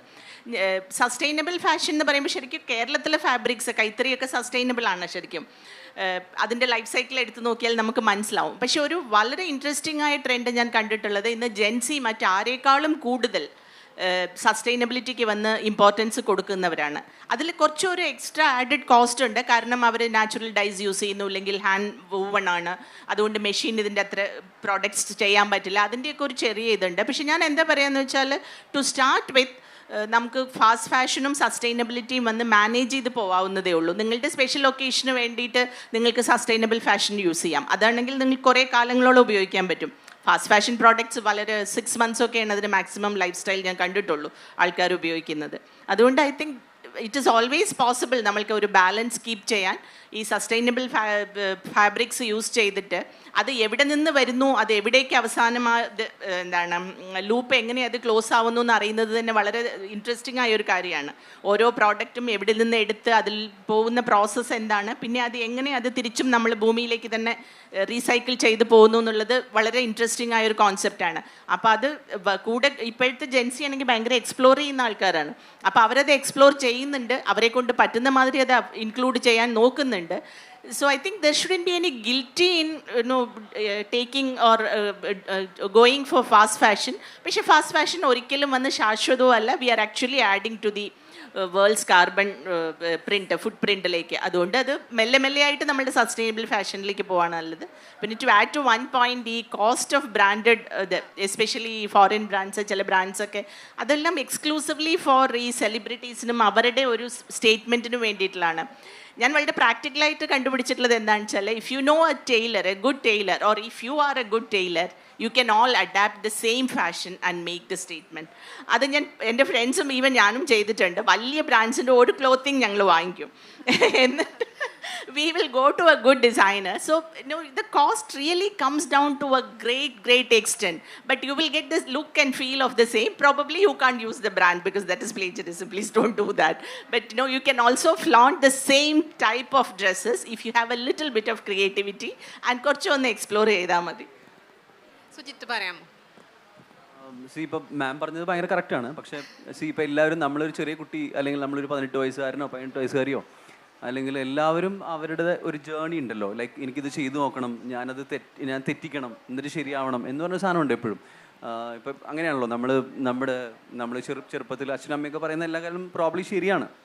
പക്ഷേ നമ്മളത് ശരിയാക്കി കൊണ്ടുവരിക അല്ലെങ്കിൽ നമ്മളത് തെറ്റ് ചെയ്തിട്ടാണല്ലോ ശരിയാവുന്നത്. സോ എന്ന് പറയുന്ന പോലെ എല്ലാവർക്കും അവസരമുണ്ടെങ്കിൽ നല്ലതാണ്, ബൈ ദ വേ. പക്ഷേ എഗെയിൻ നമ്മൾ ഈ ഫാസ്റ്റ് ഫാഷൻ എന്ന് പറയുന്നത് ഒരു പ്രശ്നം അവിടെ ശരിക്കും ഉണ്ട്. ഇത് വേസ്റ്റേജ് എന്ന് പറഞ്ഞൊരു സാധനം ഉണ്ടല്ലോ. ഇപ്പം നമ്മുടെ ഭൂമിയിലേക്ക് നമ്മൾ തള്ളിവിടുന്ന ഇതിൻ്റെ വേസ്റ്റ് എന്ന് പറയുന്നത്, ഇപ്പോൾ പണ്ട് എത്ര ഡ്രസ്സ് ഉണ്ടാവും നമ്മുടെ കയ്യിൽ, ലൈക്ക് 5 to 10 പേഴ്സ് അല്ല, എത്രയൊക്കെ 5 to 10 എന്നൊക്കെ പറയുന്ന ഒരു നമ്പർ. പക്ഷേ ഇപ്പം അത് ലൈക്ക് അതിൻ്റെ നമ്പേഴ്സ് അത്രയധികം കൂടിയിട്ടുണ്ട്. അതിൽ നമ്മൾ എത്രണ്ണം ഉപയോഗിക്കുന്നുണ്ട്, എത്രണ്ണം ടാഗ് പൊട്ടിക്കാതെ വെച്ചിട്ടുണ്ടെന്നുള്ള സാധനമൊക്കെ ഉണ്ട്. സോ ആ ബോധ്യം I think that have to be developed to people, especially to youngsters and anybody. അത് യങ്സ്റ്റേഴ്സ് മാത്രമൊന്നുമല്ല, കുറേ ആൾക്കാരുണ്ട് വെറുതെ തുണി കുറേ വാങ്ങിച്ച് കൂട്ടിയിട്ട് അതോടെ സൈഡിലിടുന്ന ആൾക്കാർ. സോ അത് പൈസ മാത്രമല്ല, അത് നമ്മുടെ ഭൂമിക്ക് ഉണ്ടാക്കുന്ന ഭാരം എന്ന് പറയുന്നത് ഭയങ്കര വലിയൊരു കാര്യമാണ്. അപ്പോൾ അതിനെ മനസ്സിലാക്കുമ്പോൾ ചിലപ്പോൾ കുറച്ചും കൂടെ പ്രോബ്ലി നമ്മൾ അതിനെ നന്നായി ഉപയോഗിക്കാൻ ശ്രമിക്കും. പിന്നെ എപ്പോഴും നമ്മുടെ ക്ലൈമറ്റ് എന്ന് പറയുന്നത് വലിയൊരു കാര്യമാണ്. അപ്പം എത്രമാത്രം ഇപ്പം നമുക്ക് ജീൻസൊക്കെ ഉപയോഗിക്കാം ചോദിച്ചു കഴിഞ്ഞാൽ എനിക്ക് തോന്നുന്നു ശരിക്കും ഇവിടെ ജീൻസൊന്നും ഉപയോഗിക്കാൻ പറ്റിയ ക്ലൈമറ്റ് അല്ല നമുക്ക്. പിന്നെ ഒരു ഒക്കേഷൻ എന്ന് പറയുന്ന ഒരു സ്ഥലം, അപ്പോൾ ആ സമയത്ത് നമുക്കത് അല്ലാതെ പറ്റില്ല. ഇപ്പം നമ്മളിവിടെ മുണ്ടെടുത്ത് വന്നു കഴിഞ്ഞാൽ ഇപ്പോൾ നമ്മൾ ഭയങ്കര ഓഡ് വണ്ണായിട്ട് കണക്കാക്കും അപ്പം എന്നുള്ള രീതിയിൽ. അപ്പം എനിക്ക് തോന്നുന്നു നമ്മൾ പറ്റാവുന്ന അത്ര പ്രോബ്ലി നമ്മുടെ കൈത്തറിയൊക്കെ ഭയങ്കരമായിട്ട് സപ്പോർട്ട് ചെയ്യണം. ബിക്കോസ് എന്താ കാര്യം എന്ന് വെച്ചാൽ അവരതിന് വേണ്ടി എടുക്കുന്ന ഒരു എഫേർട്ട് ഇറ്റ്സ് ഓൾമോസ്റ്റ് ലൈക്ക് നമ്മുടെ അമ്മ നമുക്ക് വേണ്ടി ഫുഡ് ഉണ്ടാക്കുന്ന പോലെയാണ്. ഹോട്ടലിൽ നിന്നുള്ള ഫുഡിൻ്റെ കാര്യം നമുക്ക് എല്ലാവർക്കും അറിയാം. സോ അവരെങ്ങനെ, അല്ലെങ്കിൽ എസ്പെഷ്യലി ഒരു ചെടി നട്ട് വളർത്തി അതിൽ കായുണ്ടായി അത് നമ്മൾ ഉണ്ടാക്കി കഴിക്കുന്നതിൻ്റെ സുഖം പോലെയാണ് ഈ ഖാദിക്കാർ നമുക്ക് ഉണ്ടാക്കിയിരുന്നത്. So that also supports a government. അപ്പം അങ്ങനെ നോക്കുമ്പോൾ എനിക്ക് അതിനോട് ഭയങ്കര ആരാധനയാണ്. സോ എനിക്ക് തോന്നുന്നു ആ ഒരു അവെയർനെസ് പ്രോബ്ലി യങ്സ്റ്റേഴ്സിന് ഉണ്ടാക്കി കൊടുക്കുന്നത് ഭയങ്കര നല്ലതാണ്. പക്ഷേ അവരെ നമുക്ക് ഒരുപാട് പ്രസ് ചെയ്യാൻ പറ്റില്ല. ഇൻ ദ സെൻസ് അവരും തെറ്റുകൾ ചെയ്തിട്ട് ശരിയിലേക്ക് വരണം എന്നുള്ളതാണ്. അല്ലെങ്കിൽ പിന്നെ ആ യാത്ര പൂർണ്ണമാവില്ല. So that's it. ഇവർ പറഞ്ഞ മാതിരിയൊക്കെ തന്നെ ഈ ഫാസ്റ്റ് ഫാഷൻ ഭയങ്കര ഡേഞ്ചറാണ്. നമ്മൾ ഈ പറയുന്ന മാതിരി തന്നെ ഈ ക്ലോത്തിങ് ഇൻഡസ്ട്രിയിൽ ഒരുപാട് വെള്ളം വേണ്ട അതായത് ഡൈയിങ് പ്രോസസ്സിങ്ങും കാര്യങ്ങൾക്കൊക്കെ ഒരുപാട് വെള്ളം പൊല്യൂട്ടഡ് ആവുന്ന ഒരു ഇൻഡസ്ട്രിയും കൂടിയാണ്. then ഒരുപാട് വേസ്റ്റേജസ് ഉള്ള, ഏറ്റവും കൂടുതൽ വേസ്റ്റേജസ് ഉള്ള ഒരു നെക്സ്റ്റ് ഇൻഡസ്ട്രി നോക്കിക്കഴിഞ്ഞാൽ അത് ക്ലോത്തിങ് ഇൻഡസ്ട്രിയാണ്. ദെൻ ഫാസ്റ്റ് ഫാഷൻ ഭയങ്കര ഡേഞ്ചറാണോ എന്ന് വെച്ചാൽ ഭയങ്കര ഡേഞ്ചറാണ്. ദെൻ പ്രസൻറ്റ് സിറ്റുവേഷനിൽ അതിനെ ഓവർകം ചെയ്യാൻ പറ്റുകയെന്ന് പറയുന്നത്, പിന്നെ ഞാൻ പറഞ്ഞില്ല, ഭൂമിയിൽ ഇപ്പോൾ തന്നെ ഗ്ലോബൽ വാർമിങ്ങും എല്ലാത്തിലും വേരിയേഷൻസ് ഉണ്ട്. നമ്മൾ പല സ്ഥലങ്ങളിലും ചൂടും തണുപ്പൊന്നും നമ്മൾ പ്രെഡിക്റ്റ് ചെയ്യുന്ന മാതിരിയല്ല. ഇനിയും പുതിയ പുതിയ ഫാബ്രിക്കുകൾ വരും, പുതിയ പുതിയ കണ്ടുപിടുത്തങ്ങൾ ഉണ്ടാവും. ദെൻ ഈവൻ എൻ്റെ ഒരു ഡ്രീം പ്രൊജക്റ്റ് ഉണ്ട്, ഒരു സിസിലി എന്ന് പറയുന്ന ഒരു ഫാബ്രിക്. ഞാൻ ഒരു 2045 എൻ്റെ മനസ്സിൽ പ്രഡിക്റ്റ് ചെയ്തതെന്ന് പറഞ്ഞു കഴിഞ്ഞാൽ ഇന്ന് നമ്മൾ ഇടുന്ന പോലെ ഇപ്പോൾ എനിക്ക് അതിനകത്ത് ഏറ്റവും ലവബിൾ ആയിട്ടുള്ള ഫാബ്രിക്കാണ് ഖാദി. ഖാദിയുടെ ഒരു കംഫർട്ട് എന്ന് പറഞ്ഞാൽ ഖാദി തണുപ്പത്തൂടാം ചൂടത്തൂടാം പറ്റുന്ന. ഇത് 2 രീതിയിലും ഇതിൻ്റെ ഫാബ്രിക്കിൽ വേരിയേഷൻസ് വരും. ഖാദിക്ക് മാത്രമുള്ളത് അത് കേരള ഖാദിയിൽ പ്രത്യേകം ഒരു സ്പെഷ്യാലിറ്റി ഉണ്ട്. അതിൻ്റെ തിക്കും ഹാർഡും നമ്മൾ തണുപ്പിലും ചൂടിലും കമ്പാരിറ്റീവ്ലി ഭയങ്കരമായിട്ട് ഈസി ആയിട്ട് യൂസ് ചെയ്യാൻ പറ്റുന്നതാണ്. എൻ്റെ ഒരു ഫ്യൂച്ചറിൽ എൻ്റെ ഒരു ഡ്രീം പ്രൊജക്റ്റാണ് ഓൺ ഗോയിങ്. അതിൻ്റെ പിന്നാലെ ഓടിക്കൊണ്ടിരിക്കുകയാണ് ഞാൻ. ഇനി വരുന്ന ഫ്യൂച്ചറിൽ ചൂട് ഭയങ്കര കൂടുതലായിരിക്കും. ഇന്ന് നമ്മൾ ലിനൻ കോട്ടൺ ഒക്കെ ഇടുന്നത് പോലെ തന്നെ അന്ന് എൻ്റെ അമ്മയുടെ പേരുള്ള സിസിലി എന്ന് പറഞ്ഞ ഫാബ്രിക് വെയർ ചെയ്യുന്നതാണ് എൻ്റെ ഡ്രീം. ബിക്കോസ് അത് നമ്മളിപ്പോൾ ഇപ്പം ഈ പറയുന്ന മാതിരി നമുക്ക് അറിയാം അത് പുതിയ പുതിയ മാറ്റങ്ങൾ വരുമ്പോൾ എന്തായാലും സസ്റ്റൈനബിൾ ഫാഷനോട് എല്ലാവരും ഒത്തുചേരേണ്ടി വരും. കാരണം ഭൂമിയുടെ ഇനി വരുന്ന ഫ്യൂച്ചർ ഭൂമി എങ്ങനെ ഇരിക്കുന്നു നമുക്കിപ്പോൾ ഒരിക്കലും പ്രെഡിക്റ്റ് ചെയ്യാൻ പറ്റില്ല. മാറ്റങ്ങൾ സംഭവിക്കും. എന്തായാലും സസ്റ്റൈനബിൾ ഫാഷനിലും മാറ്റങ്ങളൊക്കെ വരും എന്ന് വിശ്വസിക്കുന്ന ആളാണ് ഞാൻ. Thank you all. നമുക്ക് ഓഡിയൻസിന് ക്വസ്റ്റ്യൻ ചോദിക്കാൻ സമയമുണ്ട്. കുറച്ച് സമയമുള്ളൂ. 2 ക്വസ്റ്റ്യൻസ് ചോദിക്കാം. ആരെങ്കിലും ഉണ്ടോ?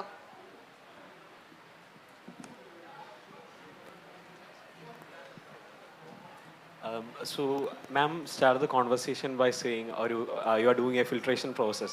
So, actually, this is an open-ended question to everyone out here. അപ്പം നമ്മൾ ഫാഷനിൽ നമ്മൾ സംസ്കാരത്തോട് ചേർന്ന് നിന്ന് ഫാഷൻ ചെയ്യണം എന്നൊക്കെ പറയുമ്പോൾ വാട്ട് സംസ്കാരം ഇൻ ഫാഷൻ? ആക്ച്വലി ഇങ്ങനത്തെ കുറേ ടേംസ് ഉണ്ട്. സംസ്കാരം ആൻഡ് ആണുങ്ങളെ പോലെ ഡ്രസ്സ് ചെയ്യും, പെണ്ണുങ്ങളെ പോലെ ഡ്രസ്സ് ചെയ്യും. ആൻഡ് ദർസ് is a huge lot of social norms related with fashion.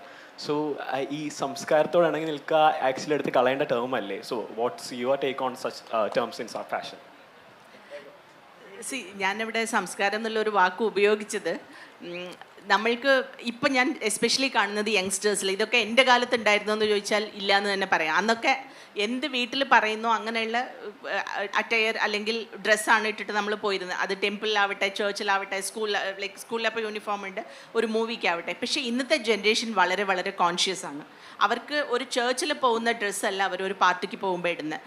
അതേമാതിരിയുള്ള ഒരു കോസ്റ്റ്യൂം അല്ല അവരൊരു ഓഫീസ് എൻവയോൺമെൻറ്റിൽ വെയർ ചെയ്യുന്നത്. അപ്പോൾ ഇതിനെല്ലാം പാകമാവുന്ന ചില ഡ്രസ്സസ് ഈ പറഞ്ഞ മാതിരി ഇപ്പോൾ ഒരു ഭയങ്കര സ്യൂട്ട്സോ അല്ലെങ്കിൽ ഇതോ നമ്മളുടെ ക്ലൈമറ്റിന് സെറ്റാവില്ല. It's very സഫക്കേറ്റിംഗ്. പക്ഷേ ഇന്നും ബോർഡ് റൂംസിൽ അത് യൂസ് ചെയ്യുന്നുണ്ട്. അപ്പോൾ അങ്ങനെയുള്ളത് വരുമ്പോൾ പിന്നെ റാമ്പിൽ നടക്കുന്ന കോസ്റ്റ്യൂംസ് നമ്മൾക്ക് ഇവിടുത്തെ ഒരു ഇതിന് നമ്മളുടെ ക്ലൈമറ്റിനോ ഇതിനോ അത് നമ്മളിട്ട് നടക്കാൻ പറ്റില്ല. എപ്പോഴും ഈ റാമ്പിൽ യൂസ് ചെയ്യുന്ന ക്ലോത്തിങ് വളരെ റെയറായിട്ട് അത് യൂസ് ചെയ്യാറില്ല. അത്രയുള്ള ഗ്ലിറ്റ്സും ഗ്ലാമറും നമ്മൾക്ക് ആവശ്യമില്ല ഡെയിലി ലൈഫിൽ. അതായത് അതിറ്റ് ഇസ് ലിറ്റിൽ എന്താ പറയുക, ഒരു കുറച്ച് എടുത്ത് നിൽക്കും അല്ലെങ്കിൽ കുറച്ച് ഇഷ്ടമില്ലാത്ത ആൾക്കാർക്ക് വരും. അപ്പം ഞങ്ങളുടെ ഒരു ലൈഫ് സ്റ്റൈൽ മാഗസിനാണ്. അപ്പം ഞങ്ങൾ ചെയ്യുന്നത് എന്ന് വെച്ചാൽ ഈ കളേഴ്സ് അല്ലെങ്കിൽ ഈ പാറ്റേൺസ് അവർക്ക് ഡേ ടു ഡേ ലൈഫിൽ എങ്ങനെ അതിനെ കസ്റ്റമൈസ് ചെയ്യാം എന്നുള്ളതാണ്. അത് doesn't have anything to do with the culture per se. Because നമ്മൾ വളരെ ബോൾഡായിട്ടുള്ള ഒരു ജനറേഷനാണ് ഐ വുഡ് സേ. കാരണം ഇവിടെ കേരളത്തിൻ്റെ ഇത് നോക്കിയാൽ മാറുമറയ്ക്കാതെ നടന്ന സ്ത്രീകളിൽ നിന്ന് വന്ന വിമനാണ് നമ്മളെല്ലാം. അപ്പോൾ അതുകൊണ്ട് നമ്മൾക്ക് അങ്ങനെയുള്ള ഒരു ഇൻഹിബിഷൻസിൻ്റെ ആവശ്യമല്ല. ഇപ്പോൾ എന്തെങ്കിലും ഉണ്ടെങ്കിലും കൂടെ അതിൻ്റെ ഇൻഹിബിഷൻസിൻ്റെ ആവശ്യമില്ല. പക്ഷെ വേണ്ടത് നമ്മൾക്ക് അതായത് ഞാൻ എന്താ പറയുക വെച്ചാൽ ഒരു കോണ്ടെക്സ്റ്റുവൽ അപ്രോപ്രിയേറ്റ് ആയ ഡ്രസ്സിങ്ങിലേക്കാണ് ഇന്നത്തെ ജനറേഷൻ പോയിക്കൊണ്ടിരിക്കുന്നത്. അത് പണ്ടുണ്ടായിരുന്നു എന്ന് ചോദിച്ചാൽ ഞാൻ പറയും അത്രയ്ക്ക് പ്രിഡോമിനൻ്റ് ആയിരുന്നില്ല. പക്ഷേ ഇന്നത്തെ ജനറേഷൻ ഒരു ഓഫീസിലേക്ക് പോകുമ്പം ഇന്ന് നിങ്ങൾക്ക് you can see lot of corporate saris, power dressing, ഇതൊക്കെ ഇപ്പോൾ വരുന്ന വേർഡ്സാണ്. ഇതൊന്നും പണ്ടുണ്ടായിരുന്നില്ല. അന്ന് എൻ്റെ ഒരു ഫ്രണ്ട് പറഞ്ഞത് ഞാനിപ്പോൾ റീകോൾ ചെയ്യാണ്, കല്യാണങ്ങൾക്ക് പോകുമ്പോൾ അന്ന് എല്ലാവരും ഫോറിൻ സാരി ഉടുക്കുമായിരുന്നു. I don't know how many of you can relate to that. അന്ന് ഇങ്ങനെ കല്യാണങ്ങൾക്ക് ഇങ്ങനെ തീമായിട്ടോ അല്ലെങ്കിൽ സിൽക്സോ ഒന്നും യൂസ് ചെയ്യുന്ന ഒരു ഇതില്ല. എസ്പെഷ്യലി ഈ കാഞ്ചീപുരം, ബനാറസെല്ലാം വളരെ ലേറ്റ് എൻട്രിയാണ് ഇൻ ടു നമ്മുടെ മാർക്കറ്റിലേക്ക്. പക്ഷേ ഇന്ന് അങ്ങനെയല്ല. ഇന്ന് ഓരോ ഇതിനും അപ്രോപ്രിയേറ്റ് ആയിട്ടുള്ള മെറ്റീരിയൽ, ഫാഷൻ, കളേഴ്സ് ഇതെല്ലാം എടുത്തിട്ടാണ് ചെയ്യുന്നത്. അതാണ് ഞാൻ പറഞ്ഞത് അത് നമ്മൾക്ക് സ്യൂട്ട് ആവുന്നത് എന്ന് പറഞ്ഞത്. അതായത് നമ്മളുടെ ക്ലൈമറ്റ്, നമ്മളുടെ കോണ്ടെക്സ്റ്റ്. ഇപ്പോൾ ഒരു ടെമ്പിളിലേക്ക് പോണ ഒരാൾക്ക് വന്ന് ഇവിടുത്തെ ഒരു നോംസ് പ്രകാരം നമ്മൾ ജീൻസും ക്രോപ്പ് ടോപ്പ് ഇട്ട് പോകുമെന്ന് പറഞ്ഞാൽ ടെമ്പിളിൽ പ്രശ്നങ്ങൾ വരും. അതുകൊണ്ട് പറയാണ്. Okay. Okay, so there is a concept of art for art's sake. അതായത് ഇപ്പോൾ 2019 ഗ്രാമീസിൽ ഹെയർ സ്റ്റൈൽസ് ഒരു സ്കേർട്ട് ഇട്ട് വന്നപ്പോൾ അതൊരു സിമ്പിൾ ക്ലോത്തിങ് ആയിട്ടും സ്റ്റൈലിങ്ങിലുള്ള ഒരു ഡിഫറൻസ് ആയിട്ടും മാത്രം കാണാമായിരുന്നു. But that started A political discussion of gender fluidity and stuff. So do you believe in seeing fashion as a political statement or a moral statement, or just അത് ഒരു ഡിസൈനറിൻ്റെ മൈൻഡിൽ വരുന്ന ഒരു തോട്ടായിട്ട് മാത്രം കാണണം എന്ന് ലൈക്ക് അനലൈസിങ് ഫാഷൻ അതിൻ്റെ ആവശ്യമുണ്ടോ? ഐ തിങ്ക് നമ്മൾ അതിനെ വലിയ കാര്യമായിട്ട് ഇങ്ങനെയുള്ള കാര്യങ്ങൾ ഭയങ്കരമായിട്ട് ചിന്തിക്കാൻ പോയും പിന്നാലെ പോകുമ്പോഴേക്കാണ് പ്രശ്നം. ബിക്കോസ് ഇങ്ങനെ ഒരു ക്വസ്റ്റ്യൻ തന്നെ ഉണ്ടാവുന്നത്, അല്ലെങ്കിൽ ഇങ്ങനെ ഒരു പറയുന്ന ഒരു കാര്യം തന്നെ ഉണ്ടാവുന്നത് ആർക്കോ ഏതോ ഒരു ന്യൂസ് പേപ്പർക്കാരനോ അല്ലെങ്കിൽ ഏതോ ഒരു മാഗസിൻകാരന് ഏതൊരു ടോപ്പിക്ക് പൊന്തിച്ച് അങ്ങനെ വേണം. ഞാൻ അങ്ങനെ കാണാറ്. സി ഇപ്പം നമ്മുടെ ക്ലോത്തിങ് എന്ന് പറയുന്ന സ്ഥലത്ത് നമ്മൾ എന്തിനാണ് ഇത്രയൊക്കെ ചിന്തിക്കുന്നത്? നിങ്ങൾക്ക് ഇഷ്ടമുള്ള നിങ്ങൾ ധരിക്കും, അവിടെ ആ പ്രശ്നം കഴിഞ്ഞു. പിന്നെ സി ഒരു കാര്യം എന്ന് വെച്ചാൽ നമ്മളെപ്പോഴും ഇപ്പം നമ്മൾ എവിടെയാണ് ഇത് തുടങ്ങേണ്ടത് അവസാനിക്കേണ്ടത് എന്നുള്ളൊരു സാധനം ഉണ്ടല്ലോ. That's very personal. അതിലിപ്പോൾ വേറെ ആർക്കും ഒന്നും ചെയ്യാനില്ലെങ്കിലും ആ കാര്യം നമുക്ക് ഉണ്ടാവുന്നത് ഒരു ഭയങ്കര ബ്യൂട്ടിഫുൾ ആയിട്ടുള്ള ഒരു തിങ്കിങ് ആണ്. I mean somebody else is doing, so why not I, എൻ്റെ അവകാശമാണല്ലോ എന്നൊക്കെയുള്ള കാര്യമുണ്ടല്ലോ. അതിൽ ഞാൻ ആരാണ് എന്നുള്ള ചിന്തയാണ് എനിക്ക് തോന്നുന്നത് കുറച്ചും കൂടെ നമ്മളെ കറക്റ്റായിട്ടുള്ള കാര്യങ്ങൾ ചെയ്യാനായിട്ട്. I don't no what it is, what ever correctness is yours. So ഞാൻ ഇങ്ങനത്തെ കുറേ കാര്യങ്ങളുടെ പിന്നാലെ പേഴ്സണലി ഞാൻ ചിന്തിക്കാറില്ല, പോവാറില്ല. ഐ തിങ്ക് ദാറ്റ് ഞാൻ എൻ്റെ കാര്യം നോക്കുന്നു, എനിക്ക് അതിൽ എന്തെങ്കിലും സുഖം കിട്ടുന്നുണ്ട്, സന്തോഷം കിട്ടുന്നുണ്ടെങ്കിൽ I M very happy. That's it.